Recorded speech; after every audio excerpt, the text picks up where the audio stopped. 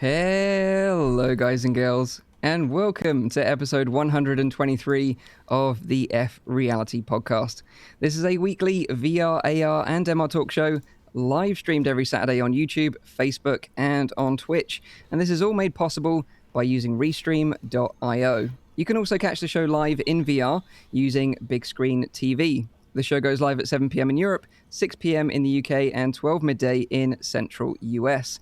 And you can also check out the audio version, which is available on iTunes, SoundCloud, and on Spotify. If you have any questions, comments, or feedback during the show, please put them in the chat. We'll try to answer as many questions as we can. And of course, now it's time for me to introduce you to the team. First up, this guy's idea of a romantic date night involves 2 Oculus Quests and a virtual trip to the Arizona desert to take on the undead. It's VR streamer, the one and only ZimTok5. How you doing, man? You all right? Hey, Mike. Yeah, good week, I think, this one. Now we're just nestling into 2020. Actually, I think CES certainly jump-started the kind of whole thing, and loads of new tech dropping, so very keen for this episode. But yeah, we got a chance to play VR date night at my house, getting 2 quests streaming concurrently between 2 different rooms. Had a bit of an audio desync, but other than that, we got it working, and now I've made a beautiful little template for it. I'm very excited for our next run, and so that feels actually really awesome to be able to like stare at somebody through VR and like play Left 4 Dead style games. And then and just be able to share that in that same kind of immediacy. Like there was one point where my wife zombie horde was coming at us, and I'm like, get up the staircase, you're gonna die, you're backing into a corner. And then she backed into the corner, and we saw like the horde go at her, and I throw a gentlemanly grenade down to blow away some zombies. Oh, it was great. So that's what VR is all about, you know. Date night.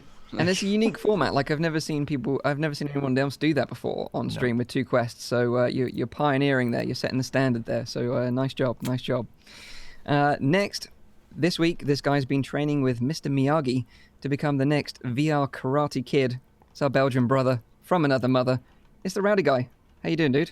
Hey, Mike. Yeah, I'm doing all right. I'm a little bit sore, a little bit stiff everywhere. You know, being a gamer for so long, it's kind of hard when you like go all physical all of a sudden. So yeah, I broke my back a couple of times. But besides that, I'm not working anymore anyway, so it's not that big of a deal. That's true. How much longer have you got left until you go back to work? Normally, I think my contract starts in April if everything goes according to plan. But I mean, I'm very busy now with the application, so it's I'm spending my time well enough. Good to hear it. Next up, it's TV presenter, king of gadgets and tech. It's the former host of the Gadget Show and our very, very special guest this week. Everyone in the chat, say hello. It's Jason Bradbury. Welcome to the show, mate. Thank you so much. I'm flattered to have been invited, especially in the week when the BBC have told us that VR sucks. I know, right? What was that all about? I'm referring to those of you who aren't familiar with what I'm talking about. There was an article, I think it was yesterday.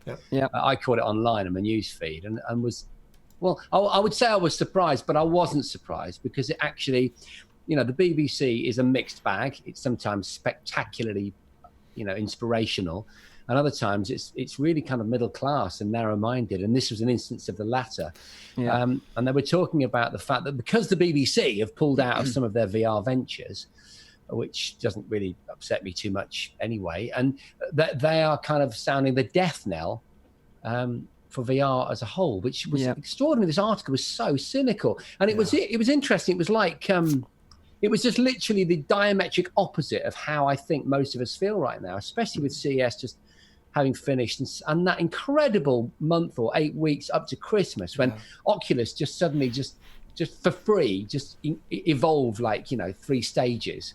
And so much else was announced and so many titles have been dropping for all the different VR platforms and it just feels completely out of sync. So I'm really happy to be here to actually fly the flag for VR and kind of put the balance right because it, you know, I think it needs to be said. Awesome. Well, it's an absolute pleasure to have you on the show. Thank you for joining us. As you know, Nathie is away in China this week and next week, visiting loads of VR companies out there, and we'll be back to tell us all about it on the 25th of January. So make sure you're subscribed and stay tuned for that. If you don't know who I am, last but by no means least, myself, Mike, the host of the show from Virtual Reality Oasis. We've got an epic show for you today, and some of the highlights include TeslaSuit are making some fancy haptic feedback gloves, which is going to be really exciting to talk about. The Cool. official Oculus Link cable is now finally available in the UK and Europe. Zim's going to give you the lowdown on the latest releases to look forward to next week. Again, if there is any, I'm not sure. It's always a surprise, so looking forward to that. And then finally, we'll be talking about some of the VR products that have been on the show floor at CES 2020 in Las Vegas this week. But of course, first up, let's find out what everyone's been playing this week and the highlight of the week. And first up is Zim Top 5. Mike, what have I been playing? I played a whole ton of stuff, but my highlight of the week, because you keep me to one and lock me up, would be Time Stall, which is a game that Nathy had originally talked about on the podcast a while back, available on Quest. I don't know, is PCVR as well, I think. You can play it on Rift, but Time Stall on Quest, firstly, it looks great. The comedy's beautiful. You're basically on this fledgling, kickstartered starship with a bunch of robots, and it's got about the same kind of comedic backing that you would expect it to, but the whole kind of time control mechanic of the game is you get this kind of time slowdown, and you have a short amount of time to save your very fragile captain from immediate death. And to give an example, there's a bunch of robots hanging around, packing up some goodies, and all of a sudden there's like a solar pulse turns them all evil or whatever, and the captain's running away, and he's already fallen apart. And one of them is uncorking a bottle of champagne. Time goes, and you can grab that bottle and use it as like a bottle rocket to knock away some parcels that are flying through the air, gonna otherwise crush your poor little captain. So it's a game that I immediately within the first 10 minutes was like, right, this is a buy. This is definitely a buy. It was just I'm smitten with it. Can't wait to play more. The puzzles are really well designed, and that kind of mechanic along with the coupling story, it's just gorgeous. Have any of you guys played it? I've played a little bit of it after Nathy talked about it, and like you say, it's got this unique mechanic where time just completely stands still and you get to re-control the scene and avoid sort of a catastrophe from playing out, which is a lot of fun. But I didn't play any further than the first level, but I think I will go back to it. But have you played any further than that, and does it sort of keep going on that sort of trajectory? So I went past I think I went through 3 or 4 levels, but the number one thing that stood out to me, and I know we're still in Boneworks era, was the pizza physics. They got the pizza physics right. There's literally a hole in the wall, like a 3D printer type thing, and you phone up like you would in the 90s and ask for a pizza or whatever. And then the pizza comes sliding out the chute, hits you in the face, drops on the ground. You pick it up. It's got 2-hand control. You're playing with the pizza. Perfect pizza physics. So if that's what you're looking for in a game, amazing. That's a piece for you. It sounds a little bit like that other time control game. I forgot the name of it, but you're like an agent, and you're being sent to I think you're like an insurance agent. Actually, you need to prevent your clients from dying. It's been released like a year ago, or even longer now, 1.5 years maybe. Yeah, I know which one you're talking about. Probably the chat can help me out on that one. It's kind of got those Roblox looking characters. Yeah, exactly. Something Incorporated, I think it's called something. Time Incorporated. I really don't remember the name, but it has the same time mechanics in there as well. Yeah. I really enjoyed that one. So Time Stall would definitely get 2 thumbs up from you then, Zim. Absolutely. Recommend. There were at least 5 people in chat who were yeah, I'm buying this now. Right? Let's see the gameplay, and it's just one of those games it's an obvious one to buy. Nice. Yeah. Solid recommendation then. What about you then, Rowdy? What have you been up to this week? Yeah, the game that I played indeed turned me into Karate Kid for a moment. It's called Path of the Warrior. I think I highlighted it a couple of weeks ago, very briefly. It came out on Quest, but it's also available on the Oculus Rift S. And it's this retro styled punch 'em up kind of game. In a very cool setting, I think. I think the story is not that important. I really didn't care for that at all. But the face mechanics are really well done when you punch characters. And I think that just made the game 10 times more fun for me, because when you punch someone, you can literally see their face go all the way like smashed in between, and you can use your feet, which is hilarious. I haven't seen a game yet that does it so well and so funny as that game. As yeah, exactly. It just flies into the screen, and you can do a flying kick as well, and your character spins around. It's a lot of fun. I do think the price is a bit sharp on it. I think it's $20. I don't, because I read online it's about 2.5 hours of gameplay. I don't know if it's worth the full $20, but if you're in for just some solid fun, then I can definitely recommend that one. Yeah, this is one of Jason's sort of fun titles as well. I saw an Instagram post recently where you were comparing it to Streets of Rage, which is clearly where it's kind of got its idea from. Yeah. And you've been enjoying it as well, right? Yeah, I mean, in fact, if I move my camera, you can probably see. Oh, double dragon You got a cabinet right there. Yeah. Nice. And although it's a hybrid cabinet, so it's got loads and loads of games on it, and I can choose whatever I want, and a kind of generic, button and stick combo. But I was trying to find the games that it reminded me of. So the obvious one that I think you've seen a lot of reviews is Streets of Rage. Yeah. I obviously wanted a natively arcade oriented game, so ended up Double Dragon actually, and I did a little video on Instagram, which is what Mike's referring to. But I had to play the arcade machine for hours because I couldn't get the baseball bat in Double Dragon. And I wanted to cut from Double Dragon in the arcade game to the baseball bat in Path of the Warrior, and I eventually did it. But for some reason, I couldn't get it. I kept getting beaten up by this woman with a whip. It was really bizarre. But no, what I like is I like to think about the metaverse, and I've got this sort of I'm impatient for the point at which, in a kind of Ready Player One context, we move seamlessly between different styles of gameplay experience, and I think I would dwell in the 80s, being a child of the 80s. I would dwell in a kind of 8-bit beat 'em up platform environment. Yeah. And so what I loved about it is what Rowdy was talking about, was that kind of really accurate portrayal of that classic beat 'em up, side-scrolling perspective switched around in your face. And with the same, and what's funny is that the leg thing, right? It's a different mechanic, obviously, to the arcade games that it's based on, but it has the same sense of humor, doesn't it? And that, so stylistically, on many levels, from the music to the fonts, even though it's a very different experience than a very basic, rudimentary game from 1982 or whatever, it actually feels really similar in its own way. So it's evolved into VR, and I think it really does help the mental kind of version of VR. It ticks a box for me. Okay, so I've done that now. I've played an arcade game. All right, good. So what's next? World of Warcraft. Where's that going to be? And where are all the other experiences that I've had? Exactly. to be found in VR. Brilliant. Yeah. It's one of those great games that gives you a real healthy dose of nostalgia, a bit like Pixel Ripped 1989. And if you haven't played that, Jason, you should definitely put it on your list. It's on my list. It's there. It will take you right back to the days of gaming as a kid. And in the latest one, which they're developing right now, there's even a scene where you have to play a Castlevania type game on your console, but you're being told to go to bed by your mum.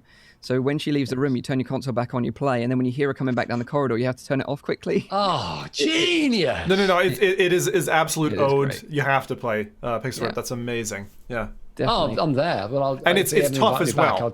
I'll have done it then. Yeah. No, well, I mean, all games are tough to me though, because in fact, I was going to do a YouTube channel called I Suck at Video Games, because I'm infeasibly bad. But yeah, it sounds great. It's not that hard. I was able. So talking of which, I actually, I know this is like VR 101 for most people, but I only just played Pavlov this week, and that was good because I was so keen to get into the action. Right. Obviously, I clicked multiplayer straight away, like day one. Didn't do any of the training, and then I've got this like weapon with this massive magazine and like, rounds that you feed into a breech thing. I was like, what? And so that was fun. But wow, my God! I mean, get out of town. I can see why everyone's raving about it. I'm in love. Yeah, and Rowdy, Rowdy's like the biggest fan of Pavlov out of he all was of probably us. The one shooting me in the head every time I was trying to feed those bullets in. But no, that mechanic, nope. I was definitely there before myself. When you've got like the heavy machine gun and you're trying to figure out how to feed the rounds and just reload the goddamn thing. That's funny. Yeah. But it's so simple, just as an idea, to have say 25, 30 different weapons, be they weapons or whatever you want in whatever game you want, and each one has a slightly different mechanic, and that's not exactly, normally the case, is it? that's exactly what the hot dogs, horseshoes, and hand grenades does with all of their weapons in there. They do. I mean, Unique, what they do with their weapons is it's unbelievable. It's better than real. Like, you know, like it's so amazing how much stuff that they put in there. That if you're into guns, just trying them out and testing them and like getting a feel of them, then hot dogs, horseshoes, and hand grenades is probably the best one out there. Yeah. Cool. Yeah, and plus, like Pavlov Shack is now available on Quest, right? So you can download it for free using SideQuest, or actually, I think it's got its own installer now. It's both actually, Mike. So it just landed on Quest, or you can just side load it directly. It's very easy. Actually, I found the direct side load easier than the SideQuest method, because you can customize your name. I'll go into that a little bit later on releases. But there are some amazing modes in Pavlov that you may not have tried yet, Jason, including some that involve zombies. So we'll touch on that later. I've spent. I did that thing again that I haven't done, because I'm guessing I'm a lot older than you guys, and I've got 3 kids, and I'm not going to pretend that I work for a living, because obviously I don't. But I don't do a proper job. But I was gaming until like 3 a.m. It's just it was like being on Counter-Strike, however long ago I was doing Exactly. Completely 15, lost in that world. Yeah. Amazing. So this week I've been playing a lot of Boneworks. I've been testing out VRSS, which I'm going to be talking in a lot more depth later on in the show when we talk about CES, because it was announced during CES. But to be testing VRSS, I've been playing a lot of Boneworks because it's one of the few games that actually supports VRSS right now. And even going back to it to do a lot of my testing, I sort of still stand by what I originally said on the show, that the story for me is just like, rubbish. It's complete. It takes complete second fiddle to the mechanics of the game and the weapon handling and everything else, which I do think is really, really cool and a lot of fun. And I think a lot of developers can definitely take a lot of aspects of what they've achieved in Boneworks and incorporate it in their own games. But it's kind of why I was sad that they didn't open it up to the modding community so they could make their own story-driven content. But it is what it is. But what I thought I'd do is, because I was playing a lot in the sandbox mode, and instead of talking through Boneworks again, I thought I'd just give you a little guide on how to unlock sandbox mode if you're enjoying Boneworks yourself. So Zim's going to play a little video now, and I can quickly sort of talk you through the quick guide. It's not really complicated, but I did that too. You did it. But there's one thing to note, though. The things that are in sandbox mode are only the things that you unlock throughout the game. Exactly that. That was my great frustration. Yeah. So if you don't want any spoilers and you want to kind of figure out this yourself, which I don't think you probably would, then go ahead and just mute the stream for like a few minutes. But it's very much in the beginning of the game. Like, it's actually before the story really starts. Yeah, exactly. That you need to do this. Exactly. So there's no spoilers really. Yeah. So yeah, if Zim, you want to go ahead and play the video. So like you said, you can now just play around in the sandbox mode. Super easy to unlock. And this is how you do it. Basically, if you're already in the middle of the game, you don't need to worry. It's not going to affect your save. You can go back to previous levels, and you need to choose the chapter at the beginning called the break room. And this is where you choose to throw everything into either the incinerator, which is red, or the archive, which is blue. And basically, you can ignore the instructions that the game gives you and just throw everything into the blue archive box on your left. So once you've done that, everything's in the left box. You just pull the lever to exit the room, and that's the first bit over and done with. You then just proceed through the rest of the level as normal, which is the museum, until you're past the bit where you have to place a red heavy block onto a red switch to open a door, and then you just follow the corridor round to see a cup of coffee on the wall with a tentacle coming out of it, and that's how you know you're in the right area. So once you round that corner, right in the very far left of that corner is a secret door. And all you need to do is just simply push that door open, and then you're in a little secret room. And then in the corner of that secret room is a Boneworks wooden box in the corner, which contains the sandbox mode plugin. Just smash the box open, pick up the plugin, chop it into your inventory, and then all you simply need to do for the rest of this level is carry it throughout the rest of the level until you get to the reclamation bin at the end and throw it inside. And this is exactly what Rowdy was talking about. So the blue glowing bin is called the reclamation bin, and you can throw other objects in there as well, and they'll be ported over to the sandbox mode. And then it's just a case of completing the rest of the level and then go back to the main menu area, open up the game Boneworks box and slot in the sandbox plugin into the system to activate it, and then you can just play sandbox mode, have tons of fun spawning as many weapons or as enemies, the null men as you like, and just have a blast throwing them around using physics guns and all the weaponry that you've unlocked in the game. So that is just a very quick little guide on how you can unlock sandbox mode in Boneworks and have a lot of fun with it. So there we go. I hope that was helpful. We haven't really done any little guides like that before, so it's kind of like a new. That was like a 90s TV show about computer games where there would be a convoluted kind of sequence where the presenter would explain exactly how you get like infinite lives on Mario or something. Exactly. Do you know what I feel like? I feel like, and I really liked it. That wasn't a criticism. That was there was a nostalgia there, Mike. Yeah, I feel like the Games Master. That's what I feel like. It was show. Like, hey, talking of which, can I show you something? Yeah, of course. No, that's mad that you said that. Just give me 2 seconds. Sure. Yeah, go for it. Yeah. Check this out.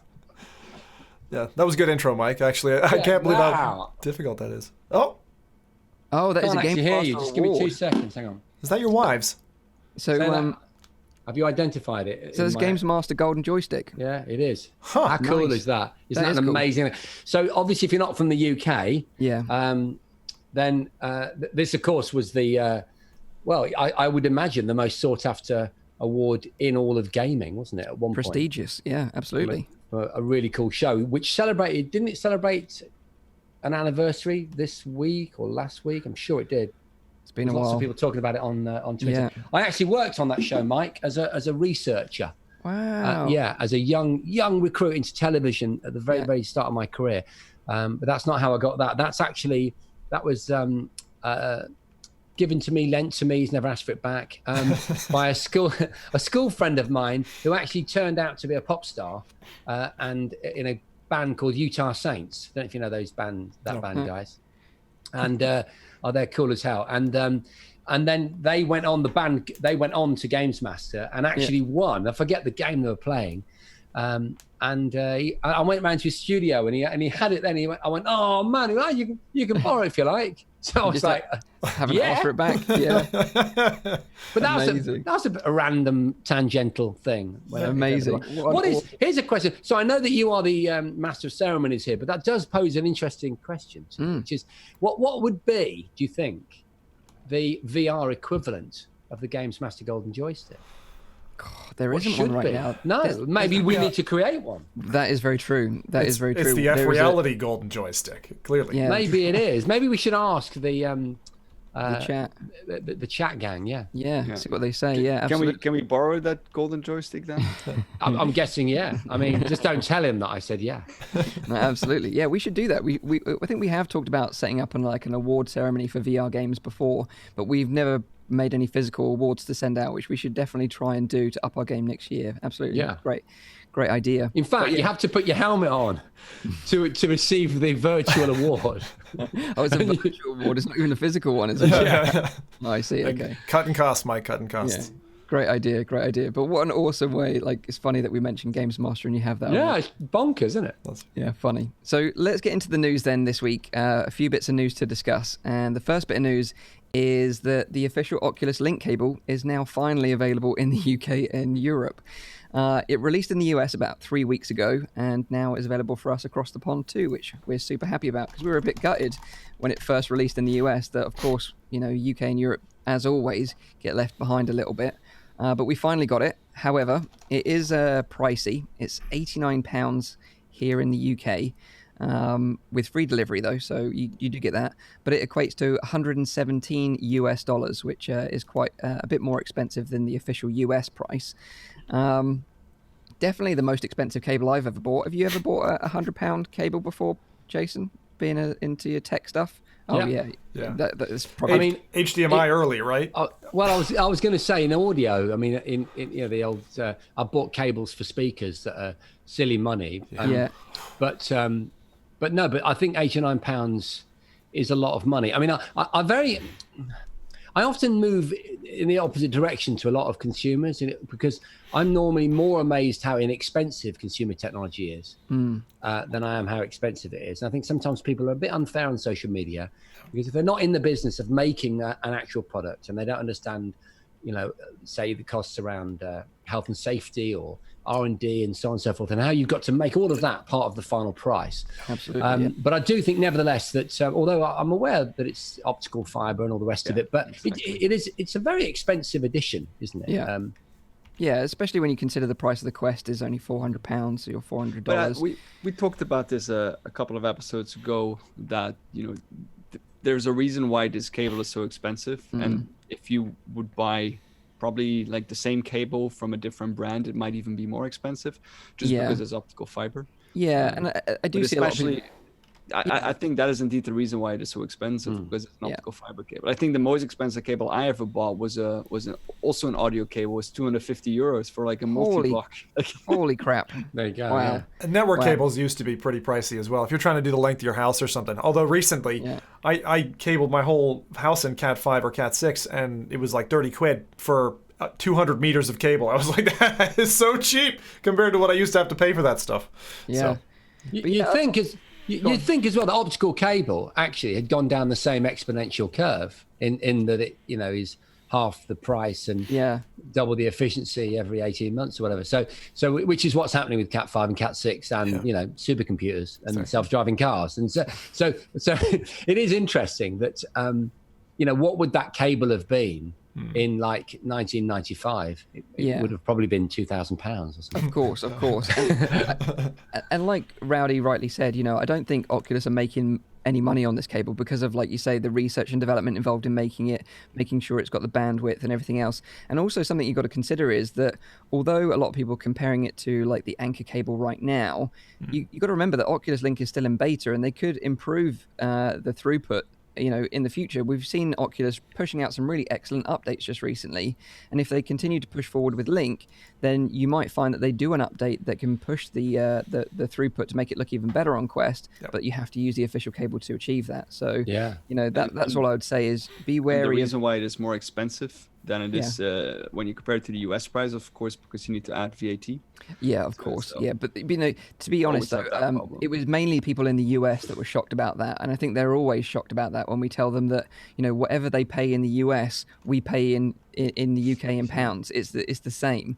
Although obviously when you do the sort of conversion, it's never the same. It's obviously we pay a lot more over the odds, but we've been doing that for years in tech, so there's no surprise there from us. Yeah. I still find it funny though that people look at like an official product like that and they still kind of throw it under the bus to an extent. They're like, I can get a cable off Amazon for a quarter the price. It's like the same. You're not getting the same thing. We had loads of people in November and December try cables out, try and fail. The Amazon returns process, for instance, must have been choked on cables, I bet, because they got sold out for a little while. And just remember that when you're considering, buy once or buy 4 times. Which one do you want to go down the route of? Yeah, it's a really good point. I do think that if you wait a couple of weeks or maybe a month, that other cables will start appearing. Yeah, like certified, like the same spec. That will be certified or like be tested by the manufacturer. Did anyone else order one, by the way? No, I didn't. I have no use for it myself, so. You keen on getting one, Jason? Yeah, I went on last night, and so what I did was I went and see. Basically, I always try and get stuff through Amazon Prime because I don't have to enter any details. I just swipe, and then it arrives effectively the next day. And if that doesn't happen, which happens once in a while with certain products, then it kind of puts a bit of a spanner in the flow, and that's what happened last night. And so I went on to the Oculus website, and I was like having to put my address in and stuff. I was like, oh god! So that was it. That was it. That was it. And then I was watching Messiah on Netflix. So, that's that didn't happen. But I think I will, only because I just want, for the sort of gadget fetishistic desire, to have an optical cable. Yeah. I like it. Does it feel all flat? Is it a little stiffer, or is it? I haven't actually opened it yet. Why don't you unbox it live on pod? Well, that's what I was I can have a little look. We can have a little peek. You opened it. There you go. That's what it looks like. Oh, it's a cable. Yeah. It's got a little clip in there that we even. talked about. And I will say it is thin. It is thin and light. So I'm looking forward to testing this out. And I will be comparing it, of course. Can you try to bend it with all your force? Yeah. Just try and do a 90-degree bend with that and see if it lasts. You could get on an omnidirectional treadmill and just sprint and then turn it off, or do something that is considered extreme in VR terms. Do one of those like a comparison would be like the iPhone drop test videos. Just do something similar to that. Yeah. Put it on and run. I would love to see you publish a video, the new link cable drop test, and you just Drop test. dropping the cable onto your desk by, nope, still working. But yeah, of course, I'm planning to compare it to like the Anchor cable, which is the Oculus recommended third-party cable right now, to see if it is worth the price. But I would just put that caveat out there that you never know, they might be doing something specifically for this cable when it's a really good when point. it comes out of beta. Yeah, and just from the point of view of the length of the Anchor cable, it's just 1 meter too short for my setup, and I'm sure a lot of people have found that. And I end up having it, especially in Pavlov, when I'm sort of like dancing down to prone position and then spinning round. I did find myself kind of covered in cables. Just sort of drawn towards the desk, lassoed by my own cable, and I would like that extra length that the official cable affords. Yeah, that's right, because the Anchor cable I think is 3 meters. Yeah. In the chat, they're asking Mike, Paolo Triano, can you check if it's really fiber? Try opening it up. Make sure you got your money's worth, just like cross section. Cut it open. Yeah. Mike's already done a cable cut before. It didn't go so well for him. Isn't that the mark of a 200,000 subscriber YouTube account, Mike? Because as those numbers increase, the things that you smash up become ever more expensive until you get to the until you do the Lamborghini thing. Yeah. When you're at the million. Yeah, that's it. So maybe I should destroy this just for the sake. Yeah, I think you have the followers to do it. Yeah. Okay. Well, I'll take all your feedback on board. Thank you very much for that. So that is the Oculus Quest official link cable, now available here in the UK and Europe, £89 British, and you can order it right now and it should be with you in a matter of days. So that is that. Next bit of news this week is about TeslaSuit. Now, you might remember this as we've talked about TeslaSuit on the podcast before, and Nathan even got to try it out a while back and talked all about it on one episode of the show. If you're not familiar with it, TeslaSuit are basically, they're a company that are pioneering like full body suits that incorporate haptic feedback in the form of electrical pulses, which are directly onto your skin, which is pretty crazy stuff. And the cool thing is, like, obviously right now we've got like sub packs and we've got Haptic's vest with their haptic vest, but this is a complete suit. So you can just imagine, and you might be able to get that microfiber haptic feedback crotch inlay from Ready Player One at some point in the future for this suit, but you never know. But alongside the electrical pulses and the feedback you get, it can also be used for motion capture and monitoring biometric data such as your heart rate and ECG and that sort of stuff, which is mind-blowing, really, the tech that's involved in this suit, and I'd love to try one myself. But obviously, they're pushing the boundaries even further with not just a suit, but now they're making these gloves. And you can buy these gloves in combination with a suit or as a standalone product of its own.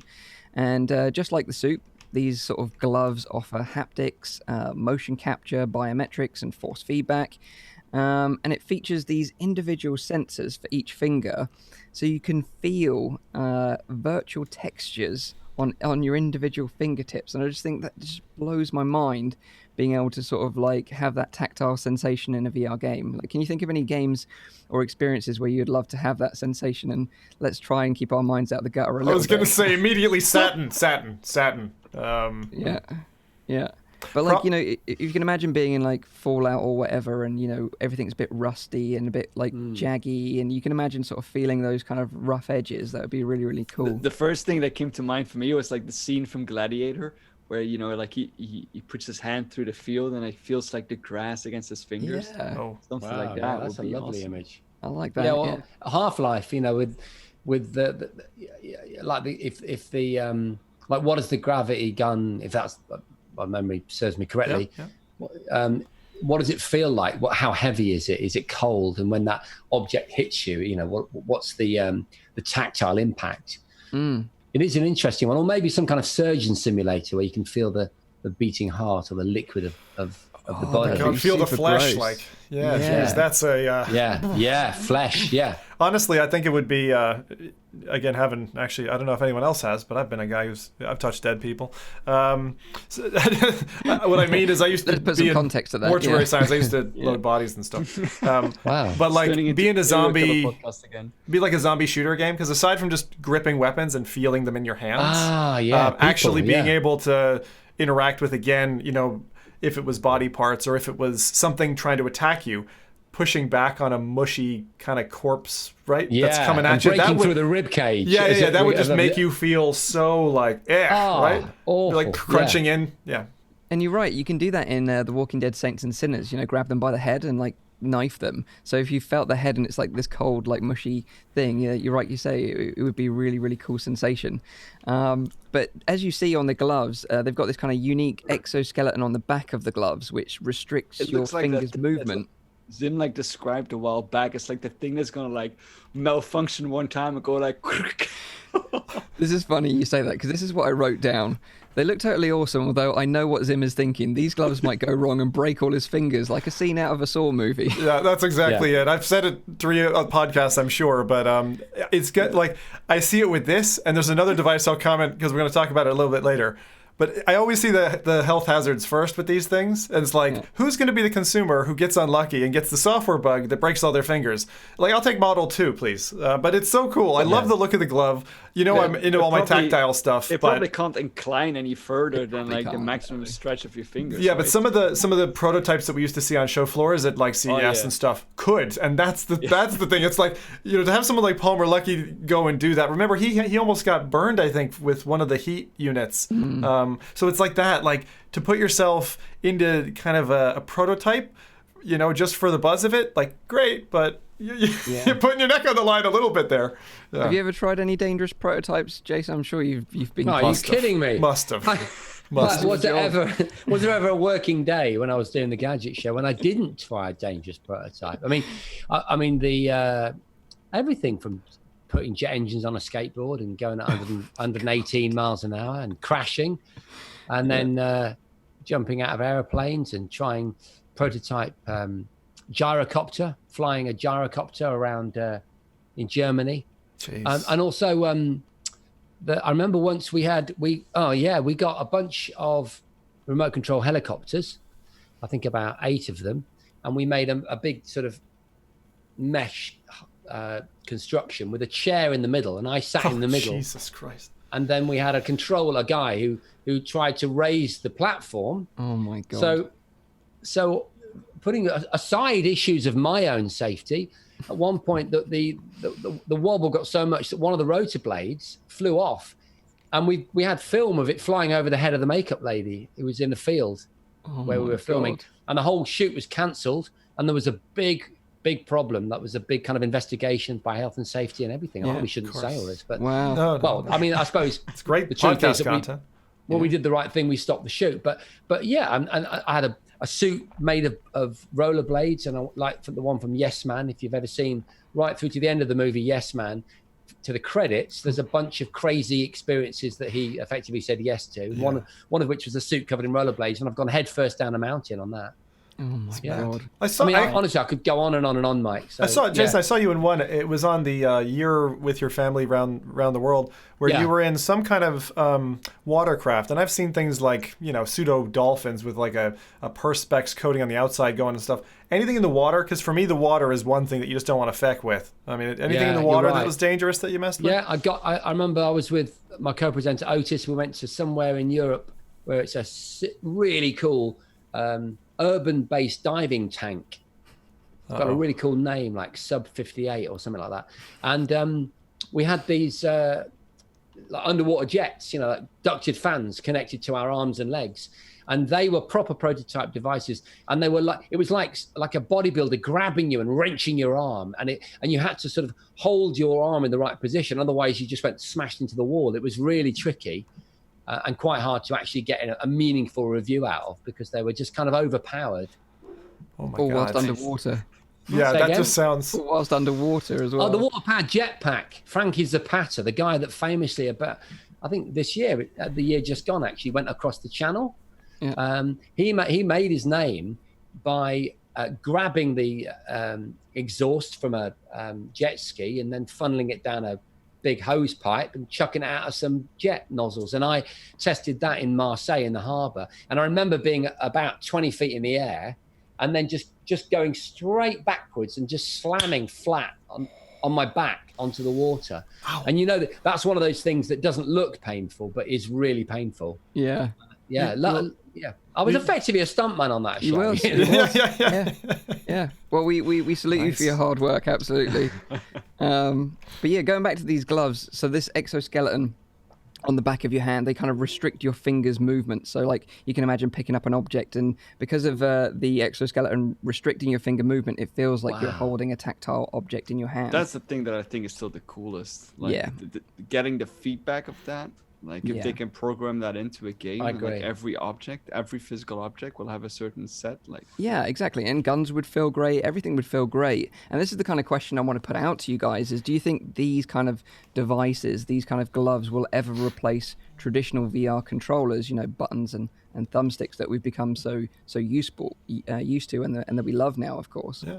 It feels quite likely, actually, that would come. The only issue with the physical form factor that I see is having that bulk at the back of your hand.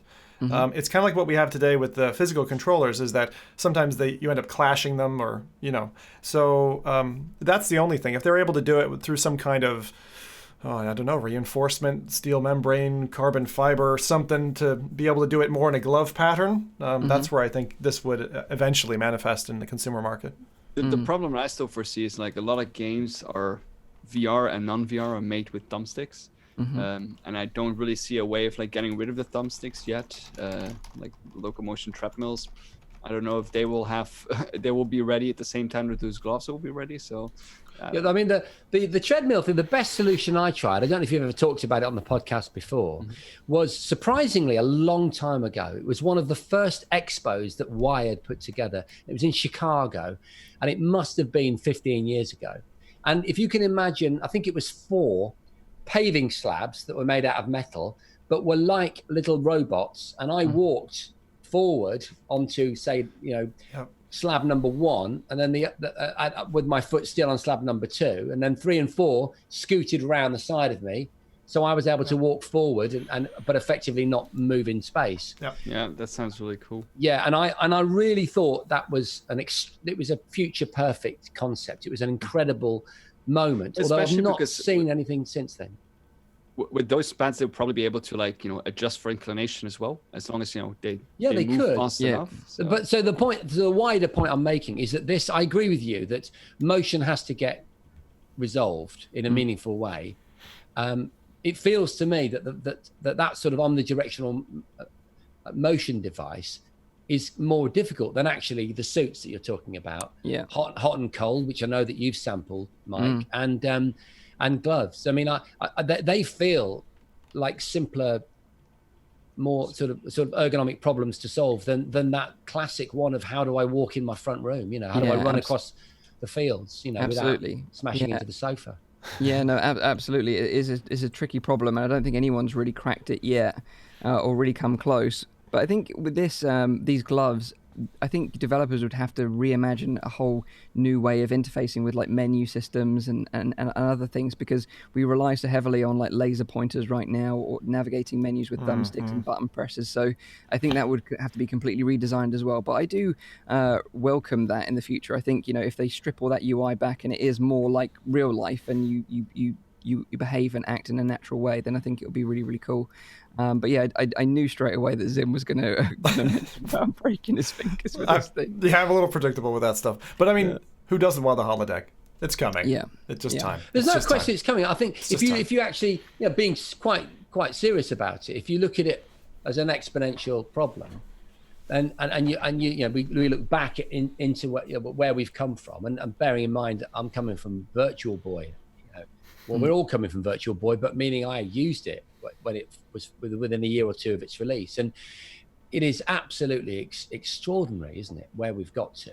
Absolutely. I mean, yeah, and it also, if you plot the curve, then it'll look like an even curve, but if you actually zoom in at the macro level, it's a series of wobbly lines, because you find that nothing happens in the first part of 2019, and then suddenly you have these enormous jumps forward with, say, the Quest in the last 6 months. Oh, yeah. And so we might find that there is a proprietary material that comes along. A lot of this is down to material science. And, one of the things about AI that excites me is new materials that will come from, not from human minds, but from, other sources. And and really efficient, super lightweight semiconductor materials that we haven't even dreamt of yet. And that's where you'll start to wear a shirt thin fabric that is able to have, conduct sort of thermal energy and all the rest of it, which is kind of where all of this psychology, the tomfoolery of light and heat and warmth and all the rest of it comes from, isn't it? Yeah, and I remember people touting that graphene was going to be the big thing, but that seems to have quietened down a lot since I heard the hype around that originally.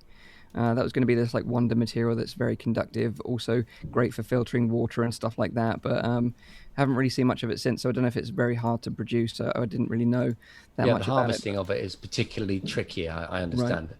Right. But yeah, that is a super lightweight semiconductor. Yeah. That's it, bang on. Yeah. Elon Musk will solve it, I'm sure. Yeah. Okay, next bit of news this week is from HTC, as they've announced that they're permanently lowering the price of the entire HTC Vive Pro lineup. So now, if you're interested, you can buy a Vive Pro headset on its own, so no controllers, no base stations, for $599 US. Same price in pounds as well. So they've dropped a lot of their range by about $100, $200 in some cases. For a bundle, for example, that includes the Vive Pro headset, the Vive 1s, and 1.0 base stations, that's $899 US now. Again, same in pounds. And if you want the 2.0 base stations, the price is still an eye-watering $1,199 US. This Again, is for a Vive Pro. Same price in pounds. Yeah. No. And this is the thing, right? We've talked about the Cosmos recently on the show. The Cosmos, sadly, just it didn't perform very well. The tracking out of the box was bad, and I think now it's got to the point where the headset I would say is probably almost dead. Like even companies like even channels like Tested Now, who recently tried it with their Half-Life Alyx, even said during their video, we'd recommend all the headsets bar the Cosmos, and I think we've all unanimously said that the Cosmos is a bad headset and we wouldn't recommend it to anyone.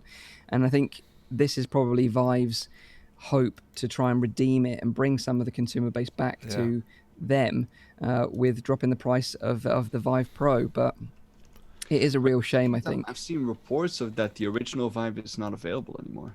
The original Vive, like you say, in some regions it's no longer available. So the Vive Pro is probably their only remaining viable headset that probably people would recommend. But the problem again, even though this headset has reduced its price, you can still buy an Index cheaper than the Vive Pro. And so this is the sort of price of the Index. The Index is $499 in US dollars. So that's $100 cheaper buying the headset alone, of course, than buying the Vive Pro.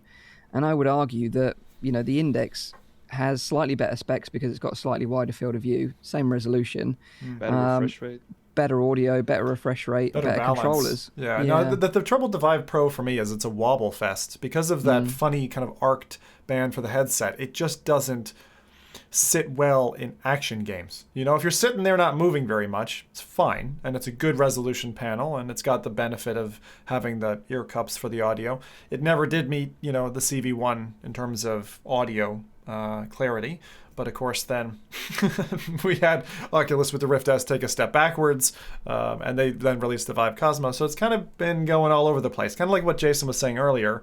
This is one of those wiggle spots on the curve, which is funny because the leaders who came out the gates the strongest in the current, consumer version headset race now are kind of losing some momentum. Like you said, Quest, what it did in the last 9 months, incredible for what it's been able to. It's a shame, isn't it? Because I have huge affection for my Vive, and I in fact it's hanging just up there, and I leave it there, even though I've used. I don't know if this is really bad to admit, but I've used nothing but the Quests for the last 4 months. But Vive blew my mind. I was actually at a big live event where they were showcasing it, and no one had really seen it, and so HTC were there, and they put it on my. I was going to demo it on stage, and they put it on my head, and it was is it tilt brush where you create the 3D structures using painting brushes and so on, and I couldn't I couldn't believe what I was looking at. I suddenly realized, oh my God, they've done it. And that was from, I'd even had certainly the first generation of the Kickstarter funded Oculus, which was great, but it still felt like what it was, this kind of beginning, platform. But Vive was polished at that point. So it is extraordinary how they've lost so much ground. Yeah, because like you say, even when the original CV1 launched, because the original Rift didn't ship with sensors. Motion controllers. Sorry, originally the touch controllers. Exactly. It just shipped with an Xbox controller and a single sensor, so your tracking volume was limited, and the Vive was really the gold standard in terms of VR tracking back then. But like you say, it is a real shame.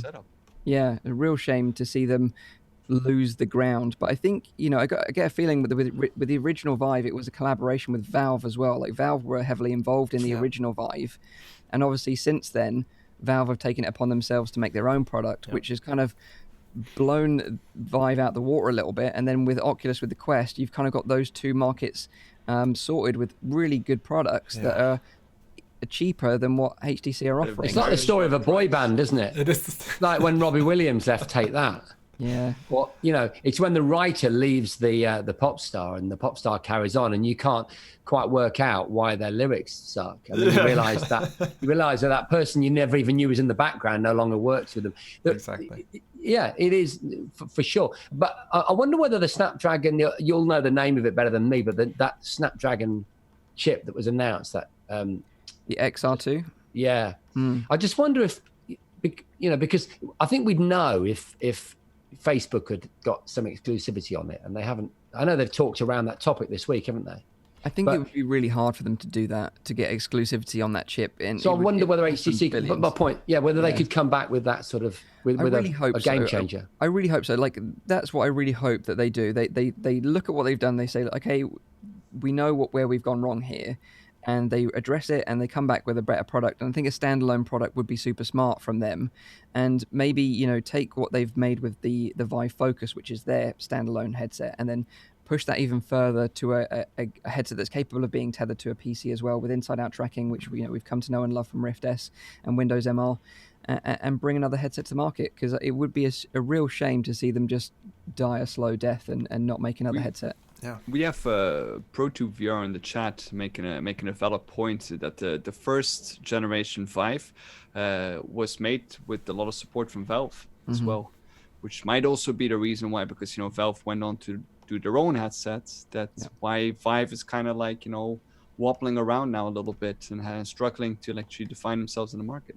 Yeah, and Nathy is always like a bit of a defender that says, well, what's going on in the Asian market, and I'm sure he'll be able to give us all the lowdown on that once he's back from China in a couple of weeks' time. So it'll be interesting to see what he thinks and what their perception of HTC right now and the position that they're in. So, yeah, very interesting indeed.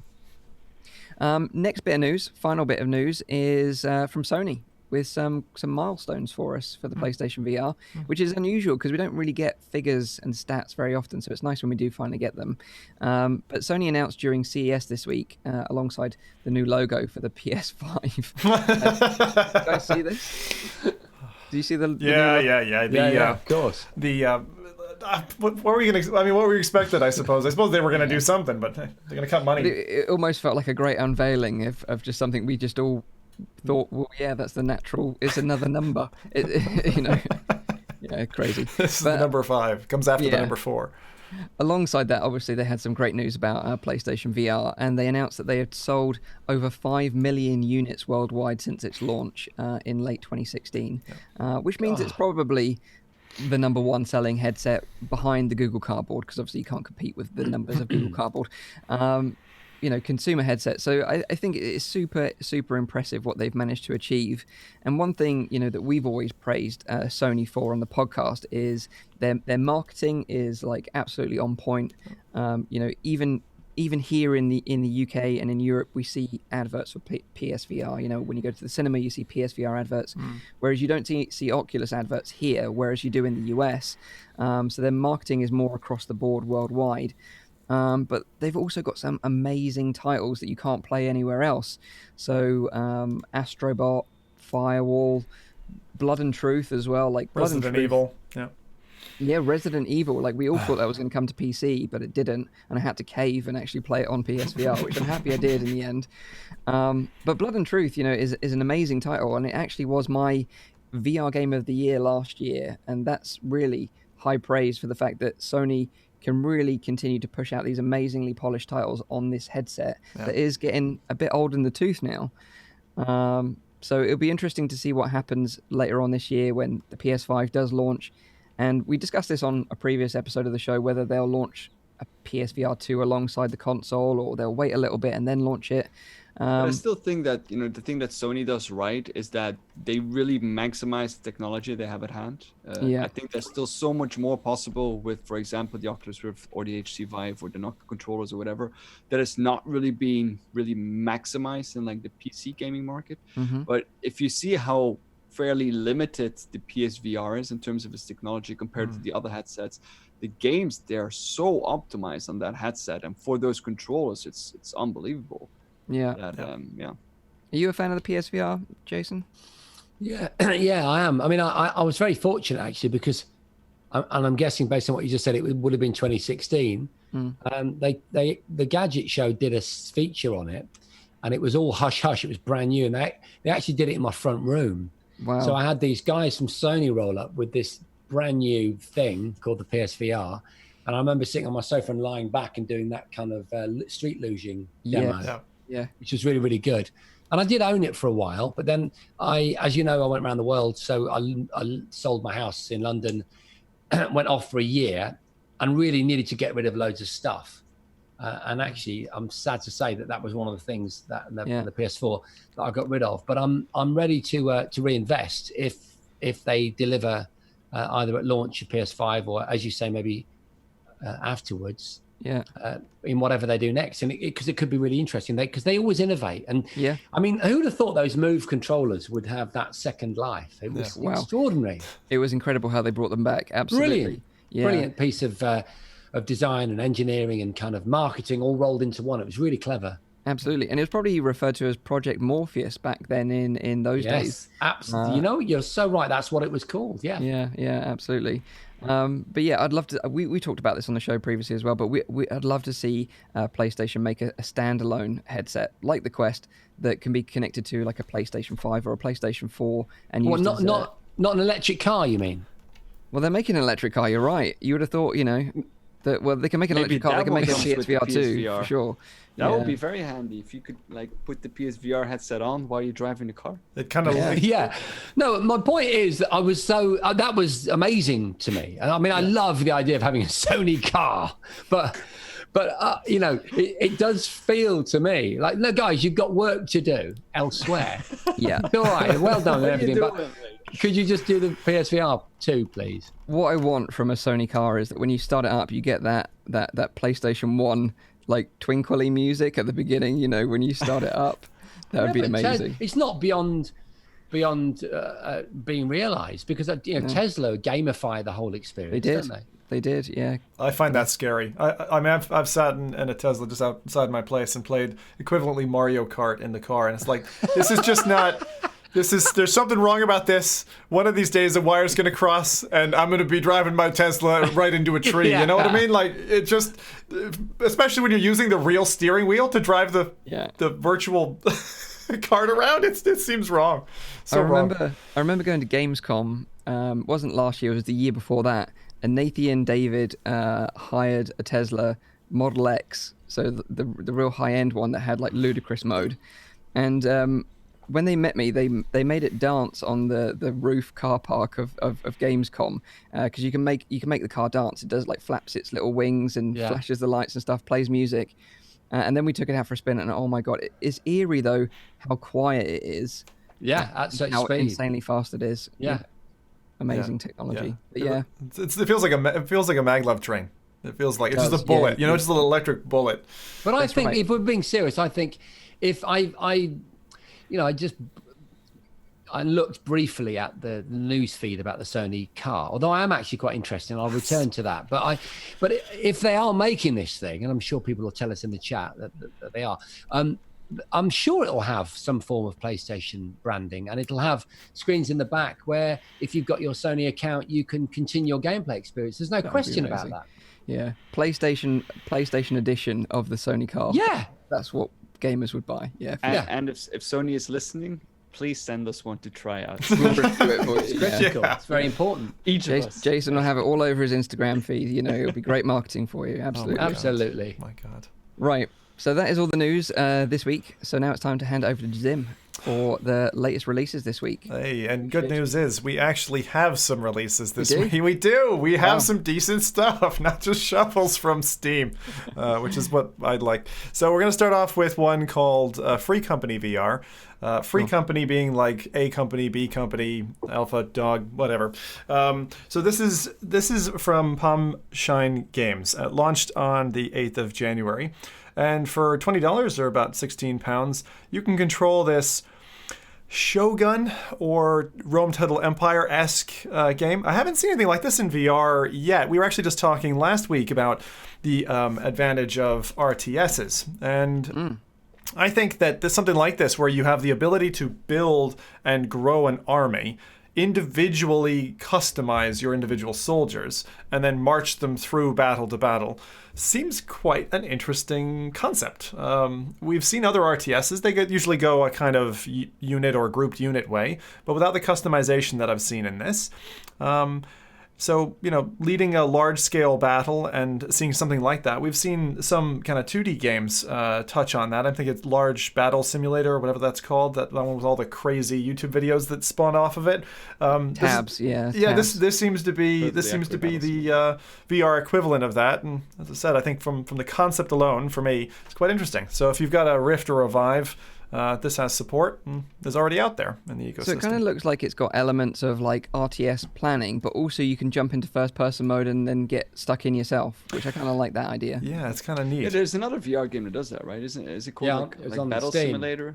Yeah, there was one I played on the Vive. It was one of the one of those standout sort of memorable experiences of the Vive year or two of my life, and it was exactly that. You could do a kind of Normandy thing. The characters were quite cute, but you had like 25 soldiers and you could zoom into them, become a sniper, then you could come out into God mode and organize a strategic That sounds like Out of Ammo. Setup. That sounds like Out of Ammo. It. Yeah. Which has one of the best scoping mechanisms in early, like 2016 VR. That was actually by Dean Hall's team, RocketWorks, the guys behind DayZ, popular zombie survival game. That was kind of their first foray into VR, and it was interesting. It was a kind of a strange blend of almost that like Battlefield 2 God mode, but it didn't do as well in sales, I think, for them as I'd hoped it would, because it was quite a cool offering. And those games that offer something new, you know, VR is still going through its gold mining process, you can tell.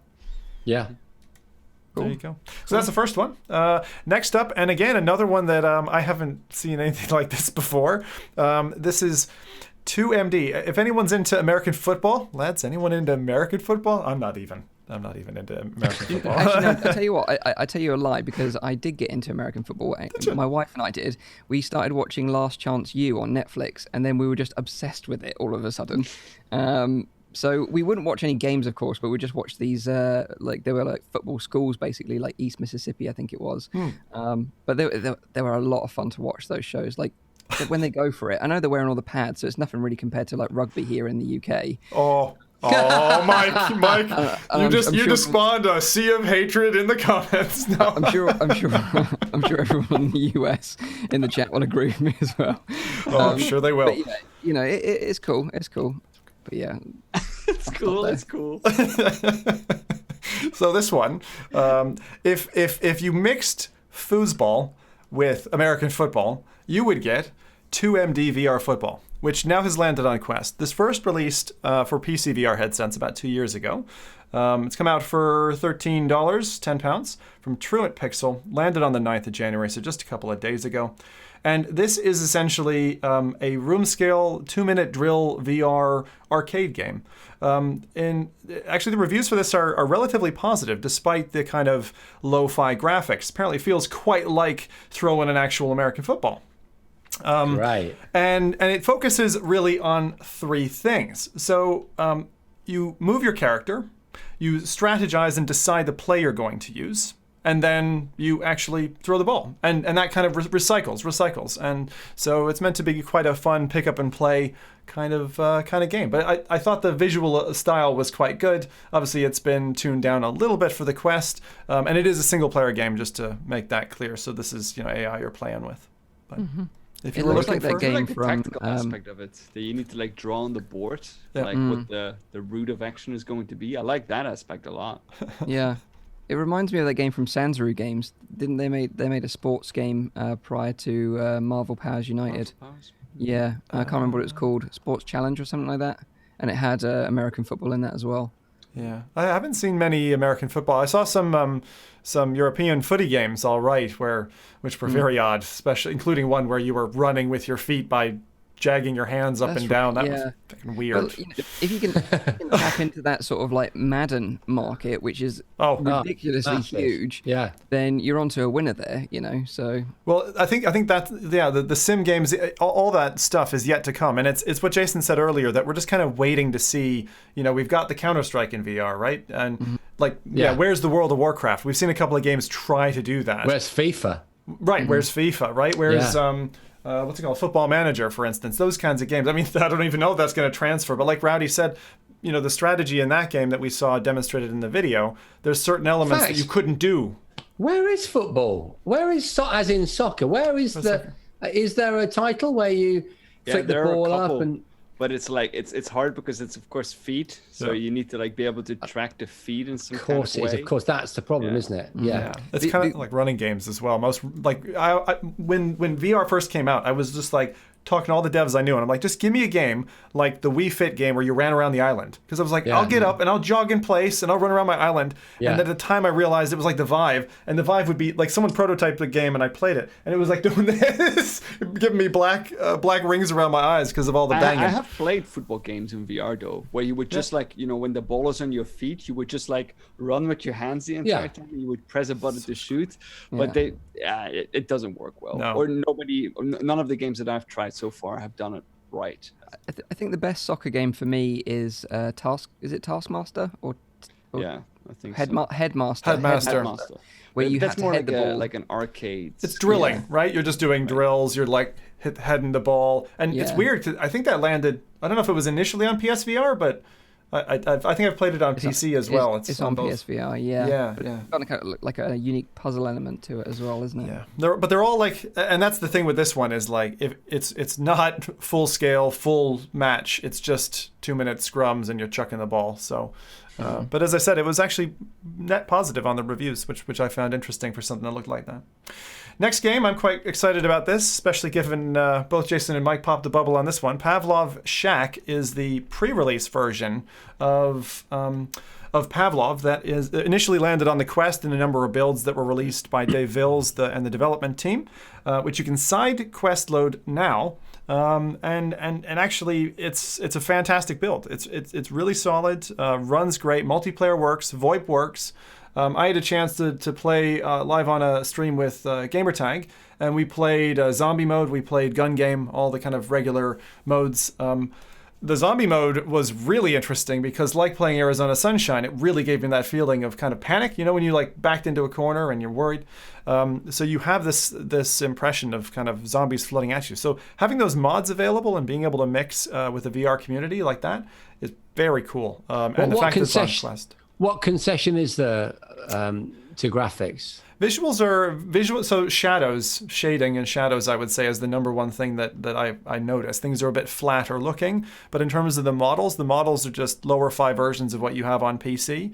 Honestly, once you play for a little bit, you forget you're playing on Quest. It's really quite nice. And the thing you don't have is you spin in place and end up strangling yourself in cables and have the embarrassment of have your child walking into the room, daddy laying on the floor, bundled in cables. So So how do they deal with the mods? Because on PC, obviously, they use, is it Steam Workshop or something? Steam Workshop. I don't know.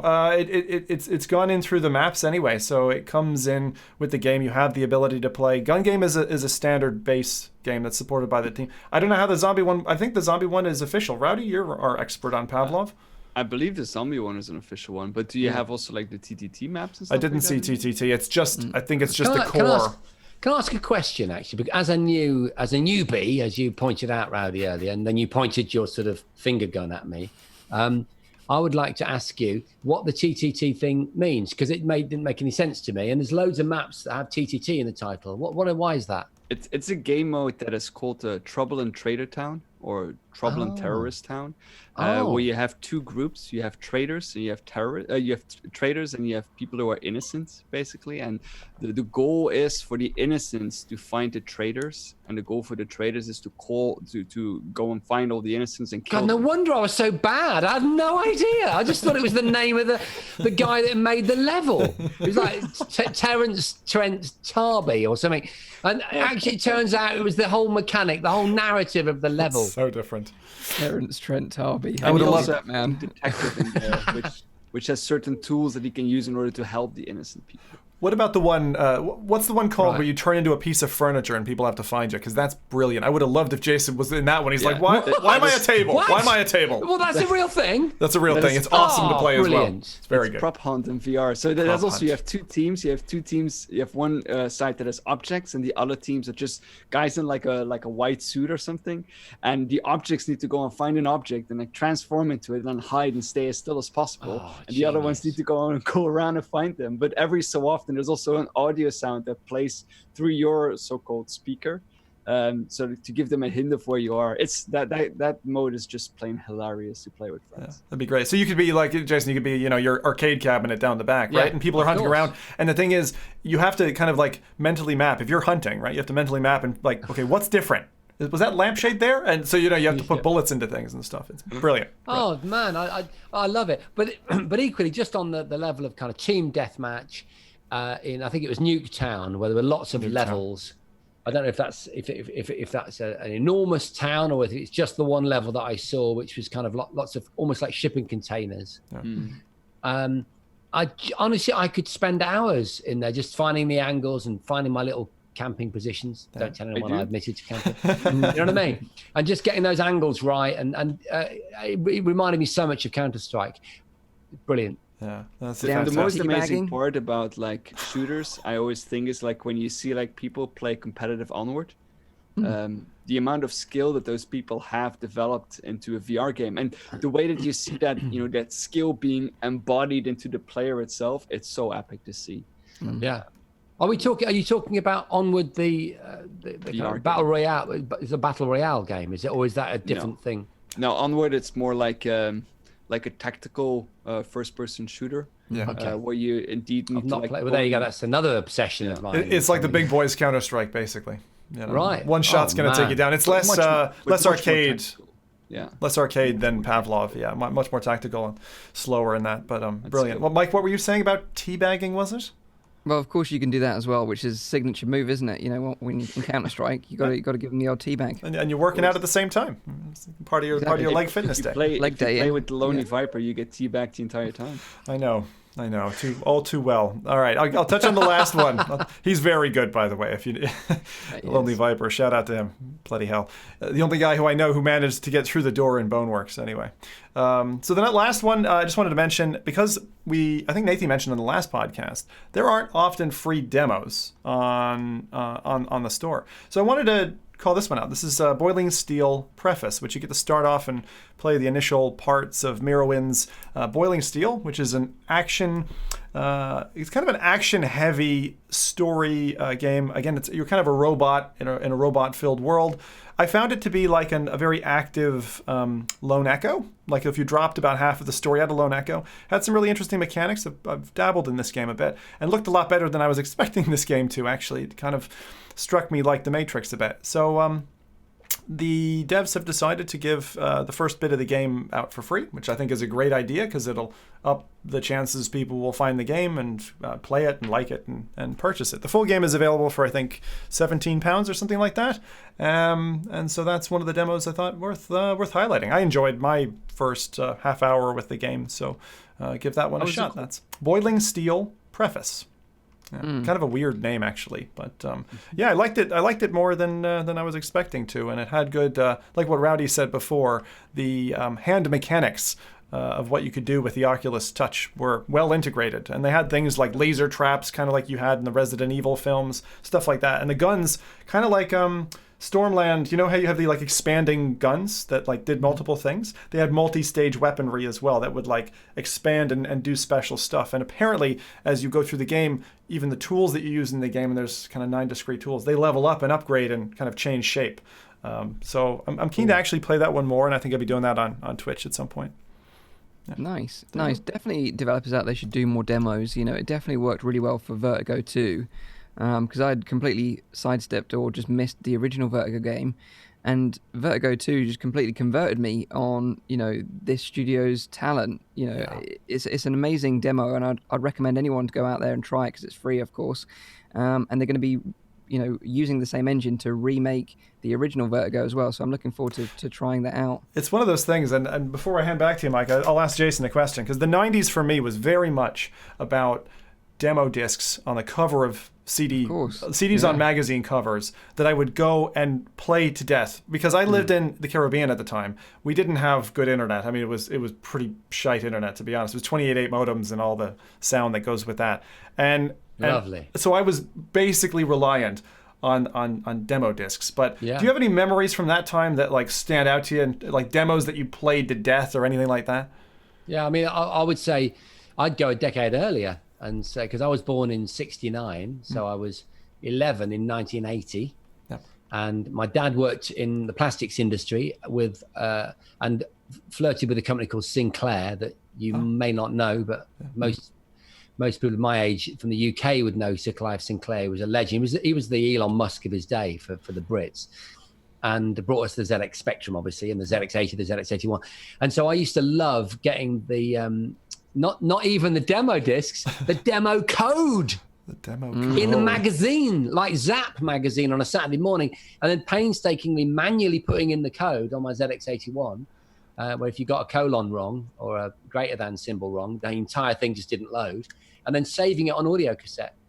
Yeah, that's awesome. That's awesome. No, I remember doing the same thing with Commodore 64, because they had the similar thing where you'd buy a magazine, the game code would be in there, and like you say, you'd spend hours typing this out, and it would only work like 50% of the time. And even then, when it did work, the game was normally like awful. I know, but didn't it? But it was like, you know, it's like if you have your morning coffee, but if you somehow motivate yourself to go out into the freezing cold and run 5K, and then come back and then have a shower and then have your coffee, that coffee tastes so much better than if you just got up and necked it. Yeah, because you did it. Because you earned it. And I do wonder whether some form, that would be quite interesting, wouldn't it? How would you what would be the digital equivalent of that? I think we're there now because of the side quest process. Like, have to go through 8-10 steps to get. I mean, the early days of side loading on the Quest, for instance, was quite involved. Now, it's not as involved as you're not typing out lines of code. You're not recreating what the developers had to do. But that's some form of it for sure. You're so right. I love the like the indie edge stuff, because it's like, okay, you can go and take my my game code and maybe you'll get it to work. But like trying to get the subpack working with Bluetooth, with a force tube, something that all that coupled together with a Quest, that's actually where I normally live. I live in that like Tinkerville of trying to get this stuff like working together. And when you do, it's kind of like you said, it's just such good positive satisfaction. Awesome. It is. It can be really special. It can be incredibly frustrating as well, but it can also be really magnificent when you get that eureka moment when it actually works. Exactly. Yeah. So 90% frustration, 10% just pure bliss. Yeah. Pure bliss. Exactly. Like playing a zombie shooter with your wife. And being able to share it with people. Exactly. That must have been a really, really special moment. Oh, it was great. I went into in fact, strangely enough, it was earlier today. I went into the lounge and I could hear my daughter. I was just eating something in the other room. I couldn't see her. And the sort of rhythm of her speech was different to normal. So I was I wonder who she's speaking to. Is she on the phone? What's she doing? So I went through into the room and she was playing, Rec Room. Rec Room. Yeah. You know, when you can run around the parkour course in Rec Room. Yeah. She was playing that, but not just with anyone that she'd kind of met in the lobby, but with a mate of hers that she'd actually rung up and they'd organised to meet. And it was the first time that she had done a proper social meetup in VR. Awesome. And for me as a dad, I was proud. It was like a nice moment, Yeah. That is an incredible moment. Yeah. How old is she? She's 14. Yeah. Wow. That's awesome. And so think about it. She's going to say to her kids, yeah. you never guess what? I had to get this helmet, and then I had to go to a store, and then and I had to be at home. What you weren't just at work, like on break at work, and you just thought it, and it just appeared in front of you. No, I actually had to put a helmet on, and not retinal implants? No, an actual helmet, and the battery used to run out, and I had to plug the cord in, frantically because it was going to run out of power, and then the double A's or whatever it is would fail, and my left controller would vanish, and you know what I mean? The good old days. That's nostalgia right there. Yeah, I can't wait for that. I can't wait. Yeah. Oh, dude, me too. Swinging the lamp in my care home as we're all going to surgery. Plug then. me in. Just plug me into the Matrix and I'll talk. Yeah. We'll get there. We'll get there. Anyway, back to you, Mike, for the main topic now. Okay, cool. So, of course, our main topic this week is some of the VR highlights from CES 2020, which took place in Las Vegas this week. None of us, sadly, attended the show, but we were sort of all watching it from the sidelines. And there's been a fair amount of VR stuff shown at CES this year. We can't cover everything because there was quite a bit, but we've sort of each picked like a product that we want to talk about. And I'll sort of kick this one off with Nvidia's new VR technology, which they unveiled during CES called VRSS. And then we'll pass it around and we've all got something to talk about. So let's dive into VRSS then. And if you're not familiar with it, you don't know anything about it, I'll sort of give you a little lesson on it. So VRSS stands for Variable Rate Supersampling and is available for free as part of the latest graphics card driver from Nvidia.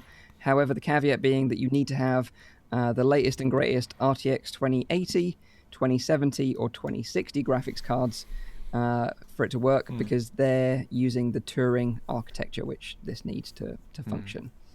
So before I get into what variable rate supersampling is, I'll quickly cover what traditional supersampling is, just to sort of give you a basis of understanding. So in very simple terms, supersampling is when you push the resolution higher than your headset's native resolution. And you can do this using SteamVR or Oculus Debug Tool. And basically this results in sharper images in the headset, which is really useful for games that use like scopes or for reading text or just like finer details in game. Can make everything look a little bit nicer. And this is all great. However, it does come at the cost of performance.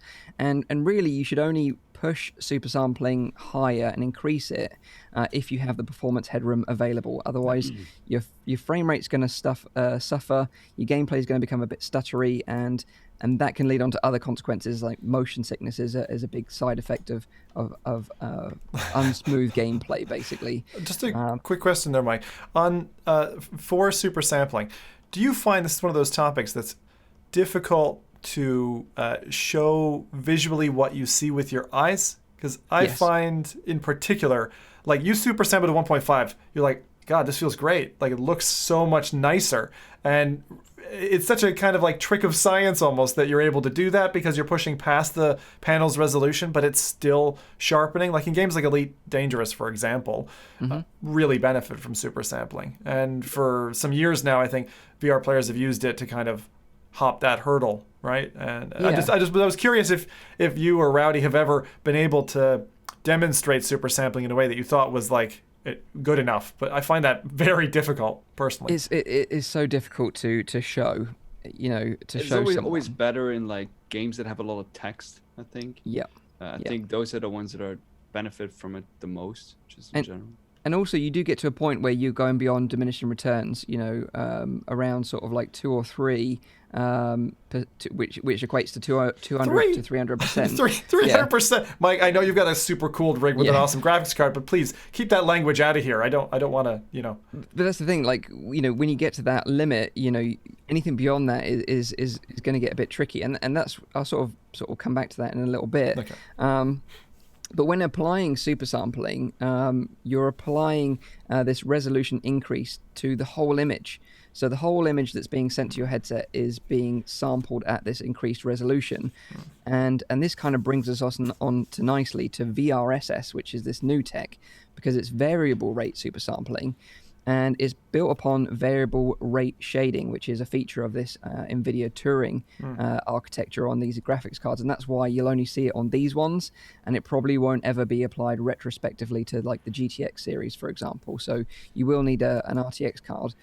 But VRSS is where your system can dynamically add up to 8 times super sampling, but this is just applied to the very center of the image where your eyes are generally focused when playing a VR game, whilst all the image in your peripheral vision, which you generally don't see because it's distorted by the lenses or it's just out of your field of view, aren't rendered at 8x. They're just rendered in the standard 100% resolution. So you've got this really high contrast section in the center, which can be sampled up to 8x, and everything else is 1x on the edges. So it's kind of like a foveated rendering kind of concept. It's exactly the same. So VRSS is NVIDIA's term for fixed foveated rendering, which is absolutely right. And you see fixed foveated rendering on Oculus Quest, and particularly in games like Vader Immortal, you can actually see it in action. I actually have had on Quest. I don't know if anyone else in chat has had this.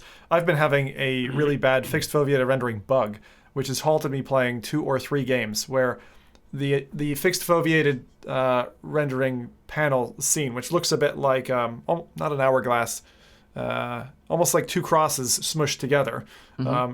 Field goes white and flickers. Terrible. It totally wrecks the scene. But I'm kind of curious. When you say dynamic, is that just to mean on the fly, or is there some other aspect to this? Absolutely. So this is the other really, really cool thing about VRSS, and that is that it intelligently applies only when there's performance headroom available in order to maintain the headset's refresh rates. And this is kind of like a game changer, really, because, messing around with super sampling, it's always a case of like different games will react differently to super sampling. So like Skyrim, for example, very heavy game, you wouldn't be able to super sample so much as like Superhot, for example. But the cool thing with VRSS is that you don't have to worry about the trial and error of all this. It does it automatically for you. And if you've got the performance headroom, it's just going to look better. So it's a win-win. And because it's only the center of the display that's being super sampled, not the whole image, you can still have that great performance that you're used to, but you're just getting this sweet little spot in the center that's sampled at a higher rate, which is great. As a content creator, my first question will always be then, is there a way to apply it to the entire screen then? Just use traditional super sampling. Just traditional. But then it automatically still determines how much. No. So traditional super sampling, that would be interesting for me. You have to do manually, yeah. Whereas the VRSS does it intelligently and dynamically itself. The reason why I'm interested in this, because when you record content for YouTube or for any other platform, what I traditionally do is I super sample, not within my headset, but I traditionally like super sample the screen. It's also a super sample in my headset then, but I try to like find like a sweet spot there that it looks great on the screen rather than that it looks great on my headset. I record that content in order because it just looks better. Yeah, definitely. Like creator tools have a long way to go for sure. We've talked about this many times before. The struggles are real sometimes, but it is what it is right now. But I'm sure that'll improve over time. But the clever thing about VRSS is that because this is all done on the driver level from Nvidia, it doesn't need any additional work from a developer's point of view, which is really cool. And right now, there's about a list of 25 supported games, Boneworks being one of the most prominent, where this just sort of works. And in my testing, I can tell that it's working, but for me, it doesn't make a huge difference because you're using a high-end PC anyway. So the difference isn't that great. But where I see this really making a big difference in the future is when we're sort of 5 years from now and VRSS is a standard and you're trying to play VR content on sort of average PC hardware, which, is probably going to be our current high-end hardware. And you won't need that real high-end PC to really push VR to make it look, amazing in the headset. And I think that's where it's going to be more accessible to the sort of mainstream audience out there. So although it's not a game changer right now, it's a very interesting technology and it was likely going to be a game changer in the future. But the thing is with these kind of technologies is if you get more headroom, then developers will likely do crazy things with that anyway to fill up that extra headroom. So that is interesting nonetheless to see, where it goes from here. Yeah, and also like we've mentioned on previous shows as well about dynamic foveated rendering, where you take VRSS to another level and you incorporate eye tracking into it. So you don't have that just fixed center that's like super sampled. It will follow your eye's view in the headset, and that will also be sampled at 8x as well.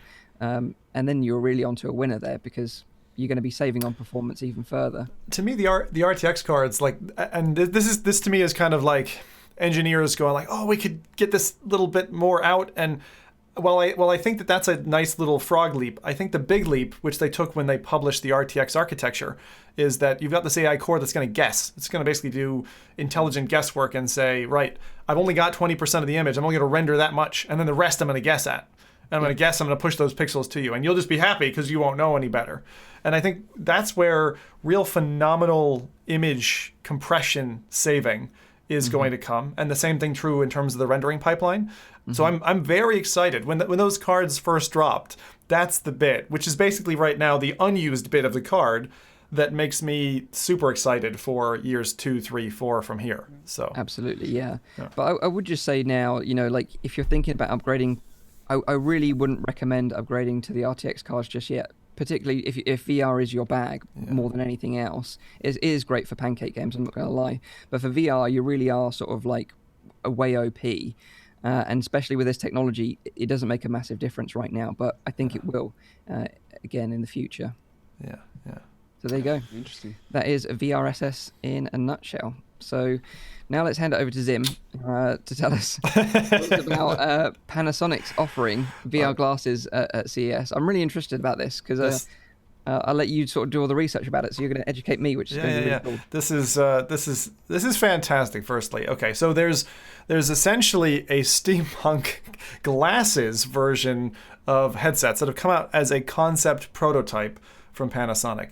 Who knew this prototype was coming at us? No idea. All I can say is that I think last week when we were talking about CES, I mentioned colors.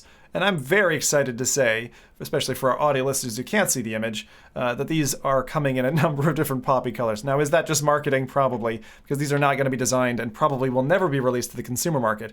But they certainly paint some very pretty pictures for us in our minds of how this can work. Now, this prototype has a couple of very interesting, cool things about it. Firstly, its obvious physical form factor. It is like a fat pair of sunglasses as opposed to a headset. So this is kind of the first set of VR glasses that we're actually getting to see. Secondly, the IPD adjustment is very interesting. It looks a bit DIY, if I'm honest, but it's essentially like a rotating screw on the eye bridge between the two eyelets that allow the eye cups to move out and in. So it's kind of like a physical adjuster right there in the middle where it should be. So probably the first time that IPD was made properly intuitive. You're not hunting around the device. Where do I make this adjustment? It looks nice and strong right at the center. So that's the second thing. The third thing that I mentioned already is probably the colors. I love that we're seeing colors and fashion kind of creep into the VR space. I think it's something that headset developers haven't done enough of, but this is like the first step of like, oh, you could kind of look kind of techie cool with these glasses in. And it makes me think about the days when you'll have glasses that do AR and VR. Now, those are all the cool things about it. What about the detriments for something of this model? For people who tried it on the show floor, they were actually connecting out of a cable at the front of the eyelets, which firstly is a bad thing because they're already front-facing weighted, right? And you're also thinking, well, hang on a second here. What's the usefulness of these things if they're tethered? That doesn't make any sense at all, right? Surely I want to be walking the streets. I want to be walking around, like looking awesome. And clearly there's got to be a battery in there somewhere, but apparently not in this prototype design. Right. So they did have a non-functional design that was kind of, again, for the photographs that people were taking around the floor. But to see Panasonic do, and they do loads at CES. I went through what they released at CES. It was about 25 different things. This is definitely the coolest. And if you look at something like this, a lot of the major news outlets were saying this could be designed in such a form factor. If this is viable as a portable set of personal electronics, it could come in to undercut things like the Magic Leap, which currently retails for $2,300 US. That's a lot of playroom for them in terms of this. Now, one of the other main form pieces in these, I don't know what you call them, eyelets, the actual screens themselves offered it was like a 70-degree field of view. more like not a postage stamp as we've seen in a lot of the AR headsets. Again, this is a VR headset that we're talking about, but more boxy than what we're used to in terms of in the Oculus and Vive, etc. headsets that we've seen. So the only other complaint that I saw about them was that they are particularly front heavy. And people who wore them, and this is across several different review sites, said that the front bridge of the nose, and just again flashing that kind of picture back on for those on the video feed here, it doesn't have enough support on your nose to be able to kind of keep them in place. And actually they were sliding off of people's faces. And I think one reviewer had commented to say, I could imagine picking up a pair of these for whatever, several $100s, and looking forward and having them drop to the floor and smash. So they didn't feel particularly well built. But as a kind of a view into the future, I think the Panasonic VR goggles are quite an appetizing piece of technology. So, yeah, and what is the exact application you have for this in mind? They were mentioning that it would be more like industrial use cases where they would use it. So I think, having someone sitting down at a booth using this, flipping them on type of thing, instead of having a full-on headset, might be more comfortable for someone to interface with. Also, you don't have what we all love at conventions, the sweat ring around the outside that no one wants to really put on their face unless they've put it through something to sanitize it. So those are the main features. I think it looks less intimidating for the layman that isn't involved in VR or knows VR. You could hand that to them and they would kind of understand what it is and maybe a little bit more. But I guess is this just a 3 degrees of freedom headset? 3 degrees. Yeah, which I think we mentioned on a previous episode is kind of like.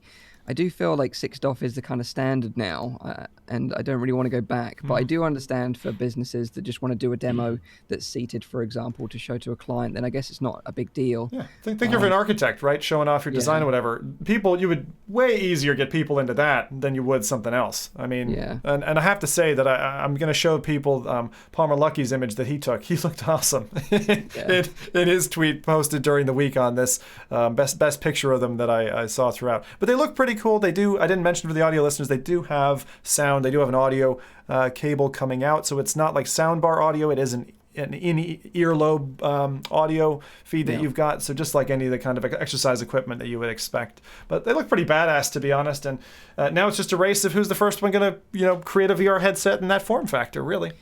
I can definitely see these in like art museums and like scientific museums and history museums, where they have these like little niche tech bits where they sort of give you a vision of the past. You can go back to World War I and see what it's like or whatever, and using this form factor rather than the traditional VR headsets that we know and love. Yeah, they're interesting because they are in that sort of strange kind of steampunk, electronica, Blade Runner aesthetic.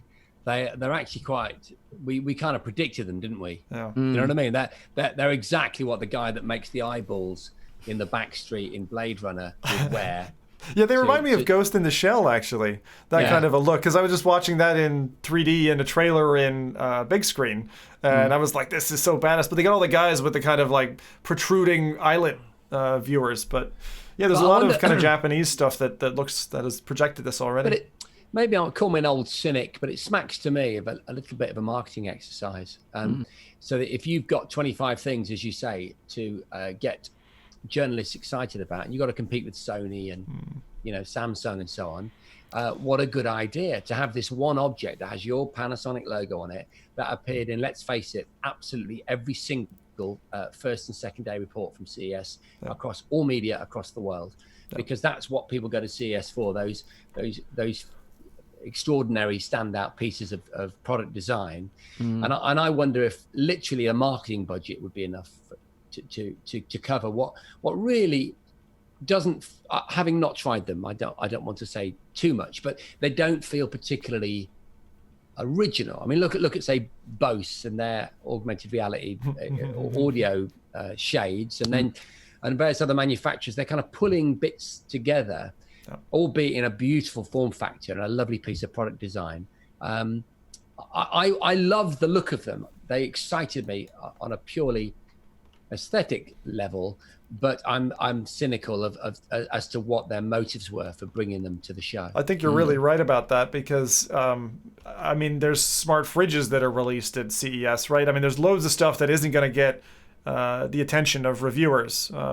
with your product review background, I mean, again, it caught your eye, so there you go. Well, they would bring us in. Say when I was with the film crew, they'd bring us in. That device would, and then the PR would say, "We've got you booked in to see the glasses at 2. Can I show you our fridges in the meantime?" Yeah. And that's not just, that's rehearsed. That's actually part of in the same way that you buy the batteries at the counter when you get in the electronics store, because they're sat next to the counter so that you grab a set of batteries. It's that same kind of clever retail psychology. Yes. Yeah. Absolutely. It's awesome to have that insight as well, because I'm sure that's exactly what it's like. Awesome. So that's the Panasonic VR glasses. Rowdy's going to talk about the Pico Neo 2, which a lot of people have been bantering around as a potential competitor to the Quest. So interested to hear more about this one. Yeah, first I want to say that it's interesting that Zim brought it up from the Panasonic glass, because actually Pico also very quietly kind of announced VR glasses as well, which have a similar kind of format as the ones that you discussed. I'll quickly go over the specs because it might be interesting for people as well. They're in 90 hertz. They have a 1600 by 1600 LCD display in each eye. They're also 3DOF. And which I find very interesting is that they also added the diopter adjustment for focus. I saw some people in the chat asking about the Panasonic glasses. Can you wear those glasses if you actually wear glasses? But with this one, that probably won't be necessary, as you can probably adjust it up to a certain setting for your own personal eyes. That's they interesting. only weigh 120 grams. They are touting 90 degrees of freedom, field of view. And the biggest factor that is the novelty in this kind of headset is that they're using pancake lenses that they designed themselves. And I found on Road to VR kind of a description of what this is: pancake lenses. So most consumer headsets today, they use a simple lens. And in order to correctly focus the light from the display onto your eyes, the lens need to be a certain distance from the display. This is also the reason why many of those headsets have kind of like a box design, because there needs to be that certain distance between the lens and the display. Now, what they do with the pancake lens approach, they condense the length of the optical path by folding it back onto itself, because I believe there's 2 parts to it, so they can actually use polarized lights and multiple lens elements. And although there are trade-offs with this, which one those are, I don't really know. But this does allow the display to be placed much closer to the lens, which gives you more of a glass. Is that like wave shaping then, Rowdy? Is it kind of like wave shaping what we've had before with a multi-lens approach? I'm trying to kind of understand. I don't know what wave shaping is, but the way I understand this, because you have the optical path that it follows coming from the display, but instead of going directly through the lens, it actually folds back onto itself, shortening the optical path that is actually necessary. It's waveguide. Yeah. Okay. Cool. That's just very quickly. The Index uses double stack lenses as well. Yeah. It's the only other headset double stack lenses. Yeah. I don't know if that is the same thing as the pancake. They're saying. Pico is saying that these are lenses that they've specifically developed themselves. Right. So cool. I don't know in what way or format it is different from the Index lenses. Does it come with some Aunt Jemimas? Yeah, of course. I can just imagine someone pouring maple syrup into their headset. Actually, sad truth, I got maple syrup in my CV1 at one stage. It was because what happened, I had a plate. My lovely wife came, brought me pancakes or something. She did the maple syrup thing. I hit it with my elbow, it went flying, and a day later, I found hardened maple syrup gluing itself to my CV1, which had obviously taken some shrapnel. So pancake plus headset doesn't really go well together. I know you want to move to Canada, Zim, but please, that's not the way to do it. I tell you, I'm really a Canadian. Let me in. Yeah, go on. But then the big announcer for Pico, of course, was the Pico Neo 2, of which there are 2 versions, the Pico Neo 2 and the Pico Neo 2i.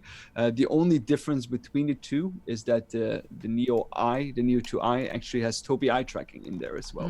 We talked about eye tracking a little bit before, and to my understanding, the huge difficulty with eye tracking is still the latency that is involved. You need to get it to, I think, below 2 milliseconds, or at least near zero latency in order for it to work perfectly, because otherwise, every time you look somewhere else, it will still be a little bit blurry before it can adjust. So I don't know how well that is already solved. I do know that with the Nvidia headsets that they were showing, I think at Gamescom last year. Did you manage to try that as well, Mike? No. I managed to try one at Laval Virtual.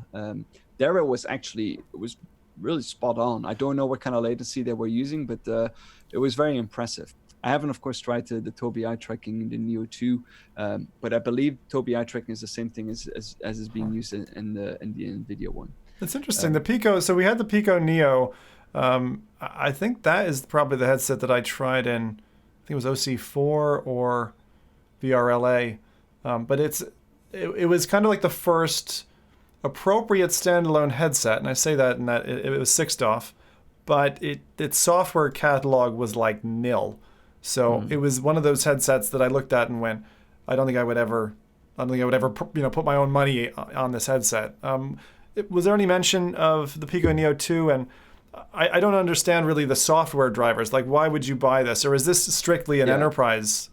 So I looked at that as well. I mean, they are targeting business, of course. That's the main thing that they're targeting.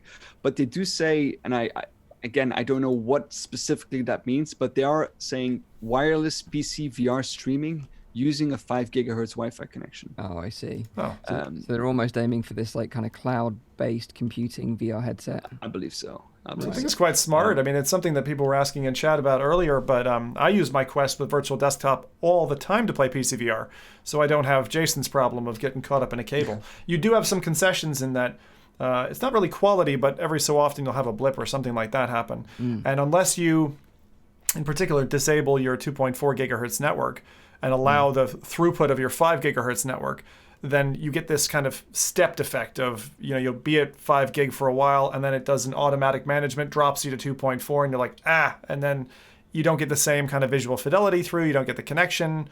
And if you're trying to broadcast at the same time, you get latency for the viewers, which is something you don't want to have happen, because then you lose that one-to-one motion with what's happening in the game. Sure. But looks good. I mean, an interesting looking device, to be honest. So the interesting part is about... Go ahead. Yeah, go on. The interesting part about the Wi-Fi connections that originally, because a lot of news websites had to retract their statements, that they originally showed it with a standalone 60 gigahertz streaming box, which was apparently a perfect kind of solution in order for like doing the wireless streaming, but they have now described that only as a tech demo and that it will not be available for purchase. Was that 6 or 60 gigahertz? 60 gigahertz streaming box, so they were going really high spectrum. I wonder, is that, Rowdy, you might know, is that the unlicensed spectrum? Because the issue around 5 gig is that it's all licensed, channels, but... I don't know if it's licensed, but 60 gigahertz will not even penetrate the skin, so I don't think it needs to be licensed. Right, yeah, see, I think it's okay, thanks. Yeah, I think it's short enough. Layers of the skin are not being not even by 5, I think, actually. But so that was only a tech demo. The field of view that they're saying is 101. They do have a software adjustment IPD, 55 millimeters up to 71 millimeters. I think the 71 is a little bit on the low end compared to for me it's fine. I can just use this headset with the 55 millimeter. I think Palmer Lucky's IPD is like 72. Yeah, exactly. Poor bastard. Yeah. And then the most interesting thing is, because of course this is going to be competition for the Oculus Quest. At least that's what they're aiming for, I would say, is that it features the Snapdragon 845. While the Quest has the Snapdragon 835.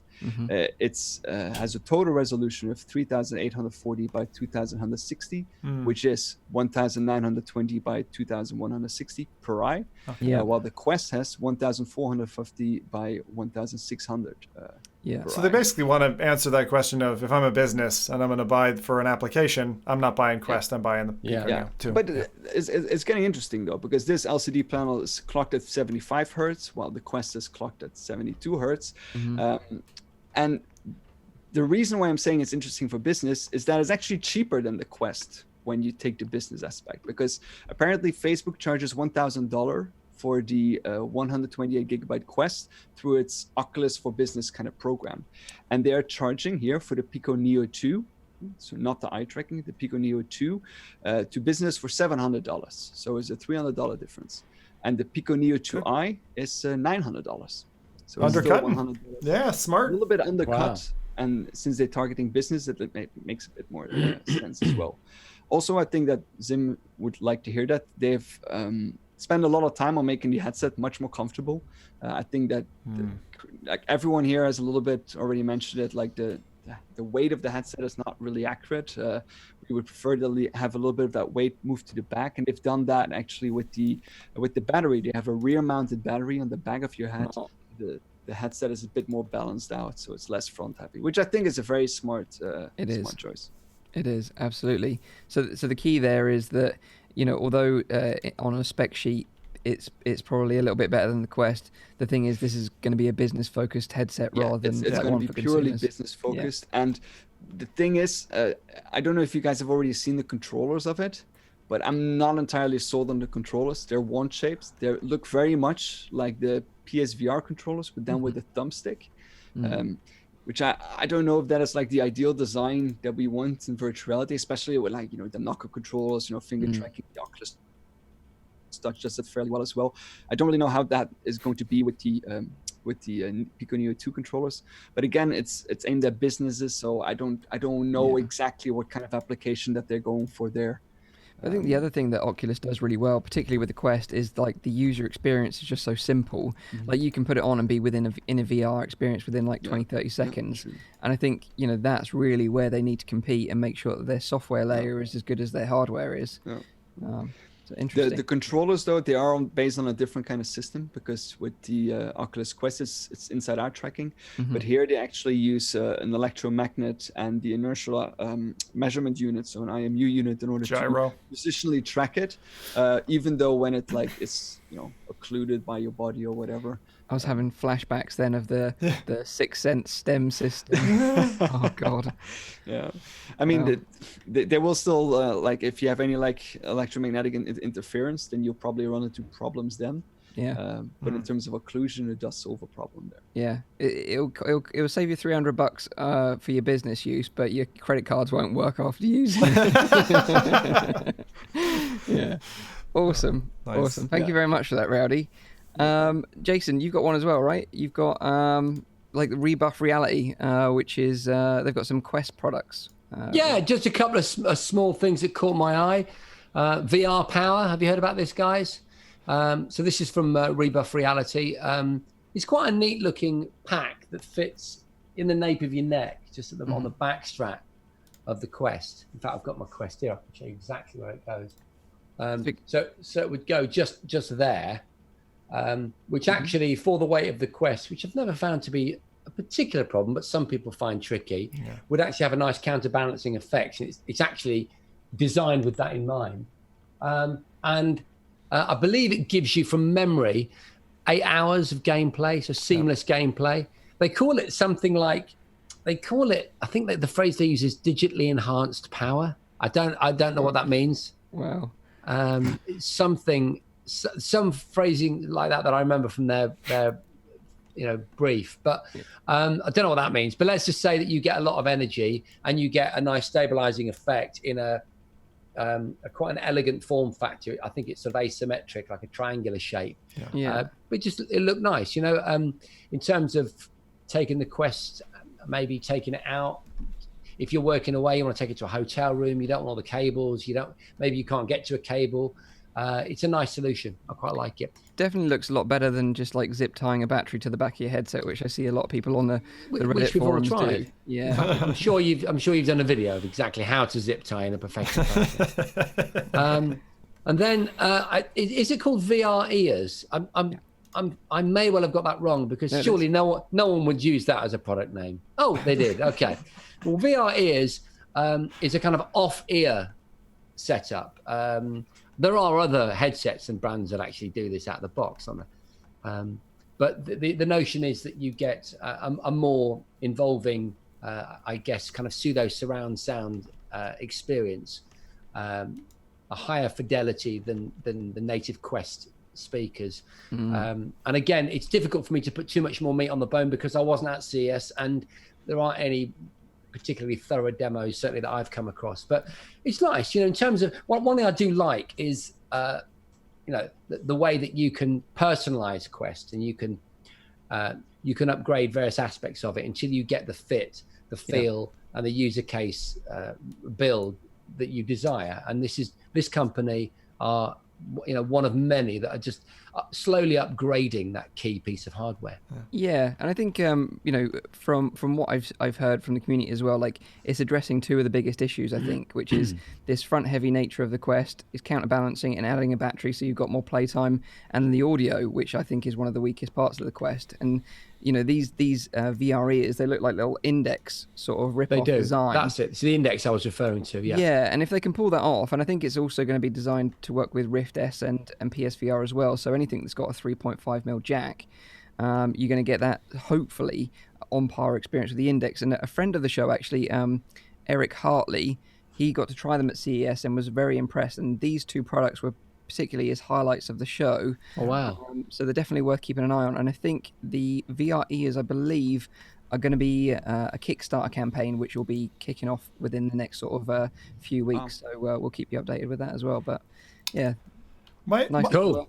My only reaction to this, I would have to say, is especially with you two bald lads, I saw this being demoed by a few people from CES. The only thing that makes me uncomfortable is they have a patent pending 1-year warranty on a battery module that's, again, apparently been safety certified, but still strapping a battery of that size just at the back of your head feels a little bit to me like asking for trouble.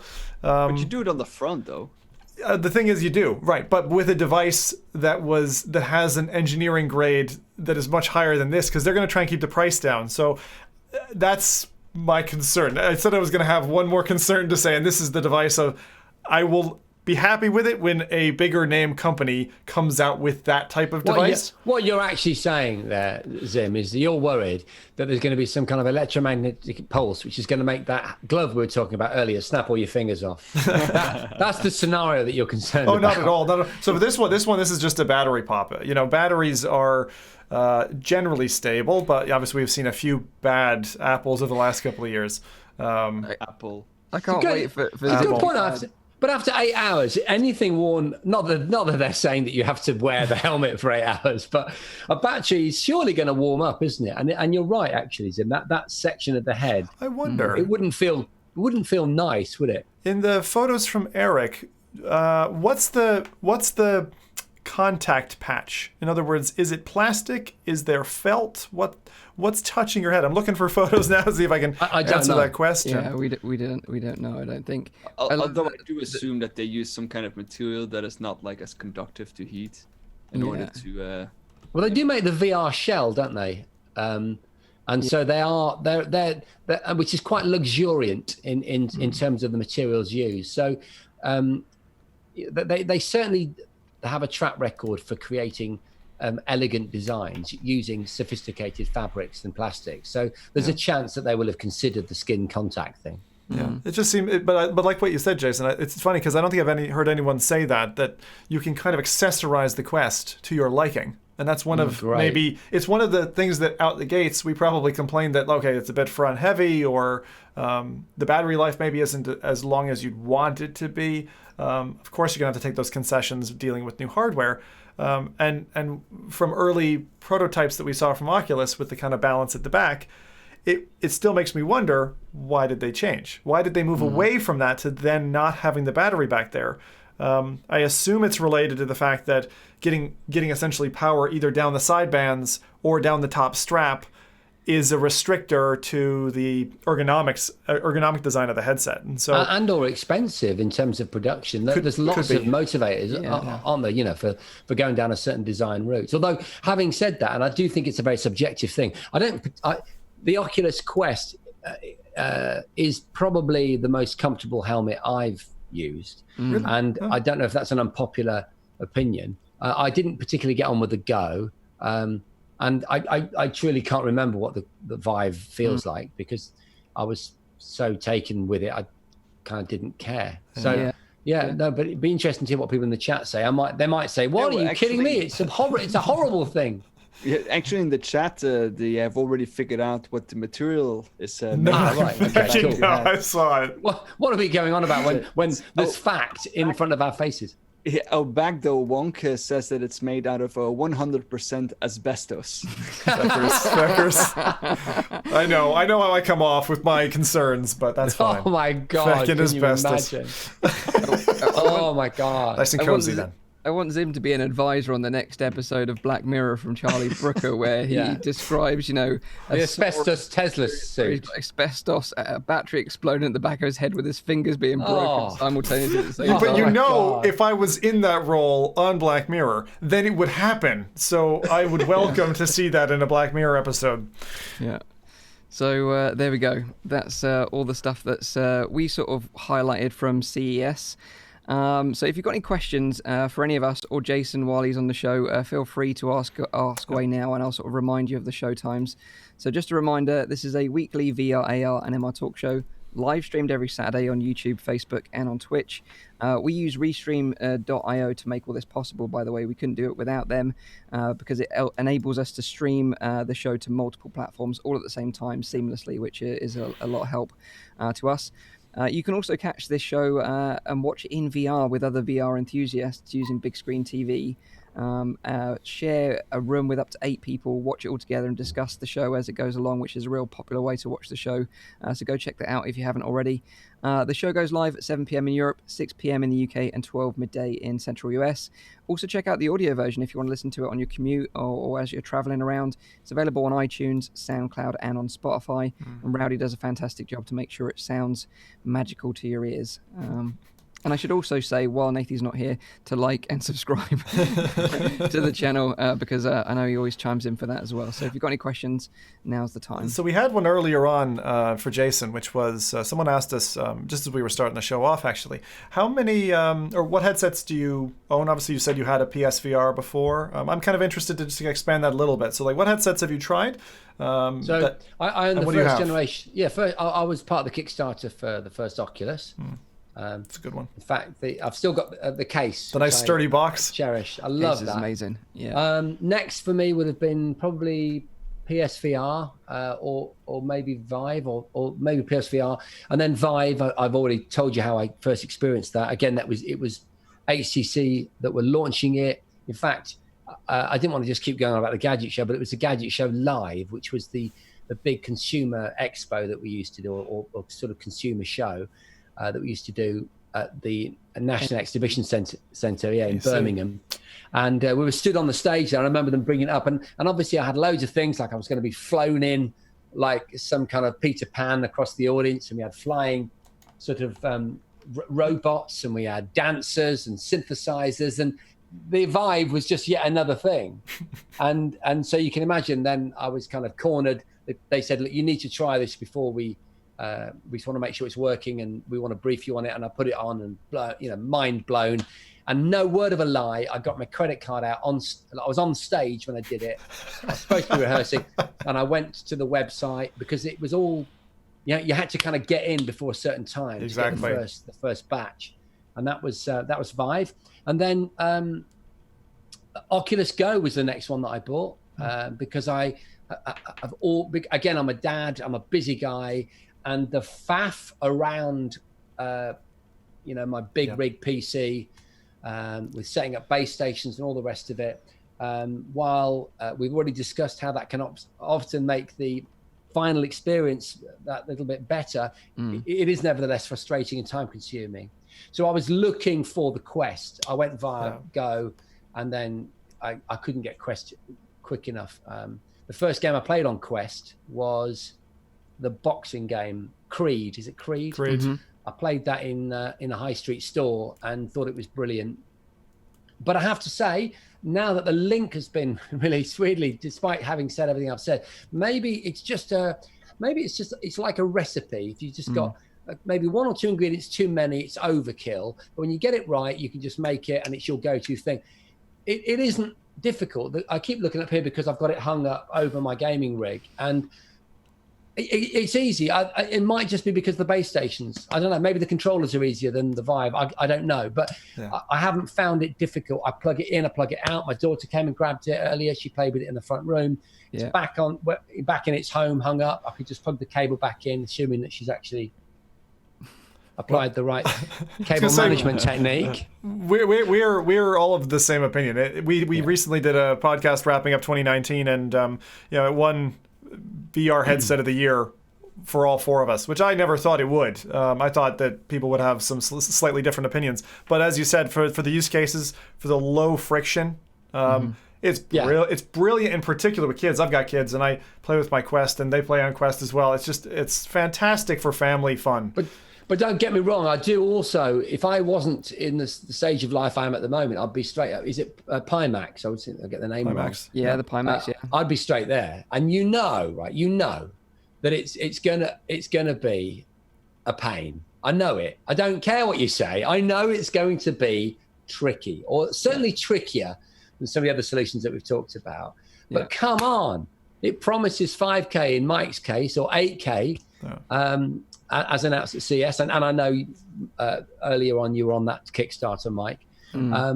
So despite what I've said, I want everyone listening to know that I am with you in terms of messing around, because that final moment of tuning this up and getting this driver updated and getting this little weird workaround and going onto the forum to find a file that should have been downloaded from the blooming website. You get to that moment and it opens out. What is it? 200 degrees of what is it? I mean, like 170 degrees field of view. Something there like you go. And you just go, oh my God, and all you do, you maybe play you play a flight sim or a driving game twice, and then that's it. But it's worth it. And I do love that. Have you had a chance to try Valve Index yet?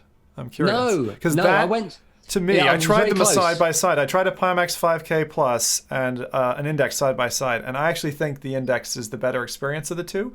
It's like a more consistent field of view. It's really good field of view. Brings the screen right in. I mean, talking like you feel it on your eyebrows type of job, but it is amazing, and the audio with that is like an engineering feat. It to me. It's incredible. If I was in your position and you have a PC that can run it, Index is just like it's an easy buy, to be honest. It's a very impressive experience. What I'll do, Jason, is I'll bring it over. So this is what we've got to do. We're gonna do something, aren't we? Where we kind of, I don't know what we're gonna do, a tit for tat thing, a swap, a kind of sparring session where you bring this and I bring that, and I get to drive his DeLorean and he gets to try an Index. So that seems like a fair deal for me.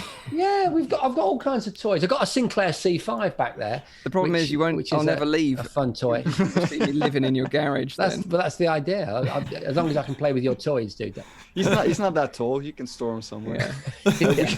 We have another question for Jason, though. Really, in the beginning of the podcast, we had El Bagdel Wonk. Jeez, that name. How does VR compare to the paintball dome you guys made on the gadget? So what this guy who? Sorry, Mike. Say again. I knew this was going to come up because it's iconic. Yeah. Iconic. It is one of the most memorable items that we did. So for those of you listening that are not UK, look, this show, the Gadget Show, been going on about, is a show a bit like Top Gear for gadgets. It was very popular in Britain, and I was very fortunate to be one of the hosts for 12 years. And one of the things that we used to do is what we call builds, which back then, I left 3 years ago, but we started doing these builds at the beginning. So 15 years ago, you didn't have the content you have on YouTube now, where people show you how to make a hoverboard out of a leaf blower or whatever. Yeah. You didn't have that, and so it was really unusual what we were doing. And we would do these large-scale builds, which as the show became popular and the budget increased, became more and more exotic. And perhaps the most exotic one was the Battlefield simulator. So not only did we get a unique build of Battlefield from the developers, we also got this thing called an Igloo, which is a huge surround screen, a massive, about, I don't know how wide, but a really big wide surround screen, which would be much better done now in VR, but then was a surround screen, which was very visual though, for television, obviously. And with this unique build, I think what we did was we got some software developed that that got cues from the audio of the game as the soldiers were coming towards you, shooting, and set off paintball guns that were positioned around this 360-degree space. But wait, Zimmer gets better, dude. It gets better. We had the world's biggest omnidirectional treadmill in the center. Holy cow! And it was really big and very effective. It was, like a lot of these omnidirectional treadmills where we talked earlier about the need to get this right. It wasn't perfect, but it wasn't bad, and your movement did trigger the movement of your virtual character through space. And then to top it all off, we got not just a member of the SAS, the Special Air Service, or the Special Forces for the UK. It was Andy McNabb, who is like the poster boy for the SAS. And so I was there having coffee with this absolute legend that had been captured in Iraq and all the rest of it. And then we put him into this game. I went in, and that was great. And I just looked like a kind of bit of a numpty gamer. And he went in and had the whole, he had the whole thing going on. And it was amazing. It was incredible. And what's interesting is that it was kind of before YouTube, I think. Certainly YouTube would have been in its infancy. If not, it might not have even existed. So it's actually, the YouTube response to that item has come later than the show. Yeah. So that's nice. Yeah. So I'm glad that the chap asked me that question. Thanks for asking me. Yeah. It was a very sort of VR related experience. What was the question? How it compared, Rowdy? Yeah. To VR. It was. So forgive me. I'm very good at not answering the exam question. I would say it was, the combination of some of those physical elements, the paintballs especially, the omnidirectional treadmill, and VR would be spectacular. Yeah. But the thing that Igloo does really well is it's a really high fidelity, immersive environment. So, and the light and the flashes happen behind you, and you sense them in a very real sense. And it's a big spectator experience. So people can walk into the space and they can experience it with you and see it. So it's kind of, there's pluses and minuses. Put it this way: ever since then, I've been wanting that omnidirectional treadmill in my garage. Not that it would fit in here, but. Cool. That's awesome. Another question we had from Trevor Jones. I have a question. Why did you guys ignore Pimax? We talked about Pimax on last week's show, the Artisan. That was pretty much the news. Obviously, they showed their 8KX and 8K headsets as well. I think that there's 5 in total now, headsets in their lineup. But yeah, the fact that we'd covered it already, we just wanted to cover some other headsets. So if you want to listen to our Pimax coverage, maybe rewind to last week's episode. Exactly. And get the details from there. So I think that's about it then. That was a good one. So yeah, we've talked about loads of stuff this week. We've talked about CES coverage. We've talked about TeslaSuit, HTC Vive price drop, PSVR 5 million sales, loads of stuff. It's been a pleasure to have Jason Bradbury on the show as a guest this week. Sure. So thank you. I really enjoyed it, Thanks guys. for coming. Thank you very much for joining us. It's been an absolute pleasure to have you on the show. We'll, of course, be back next week with another show packed full of VR goodness. So make sure you're subscribed and stay tuned for that. Until then, have a great week in VR. Take care and bye-bye for now. See you later. Bye.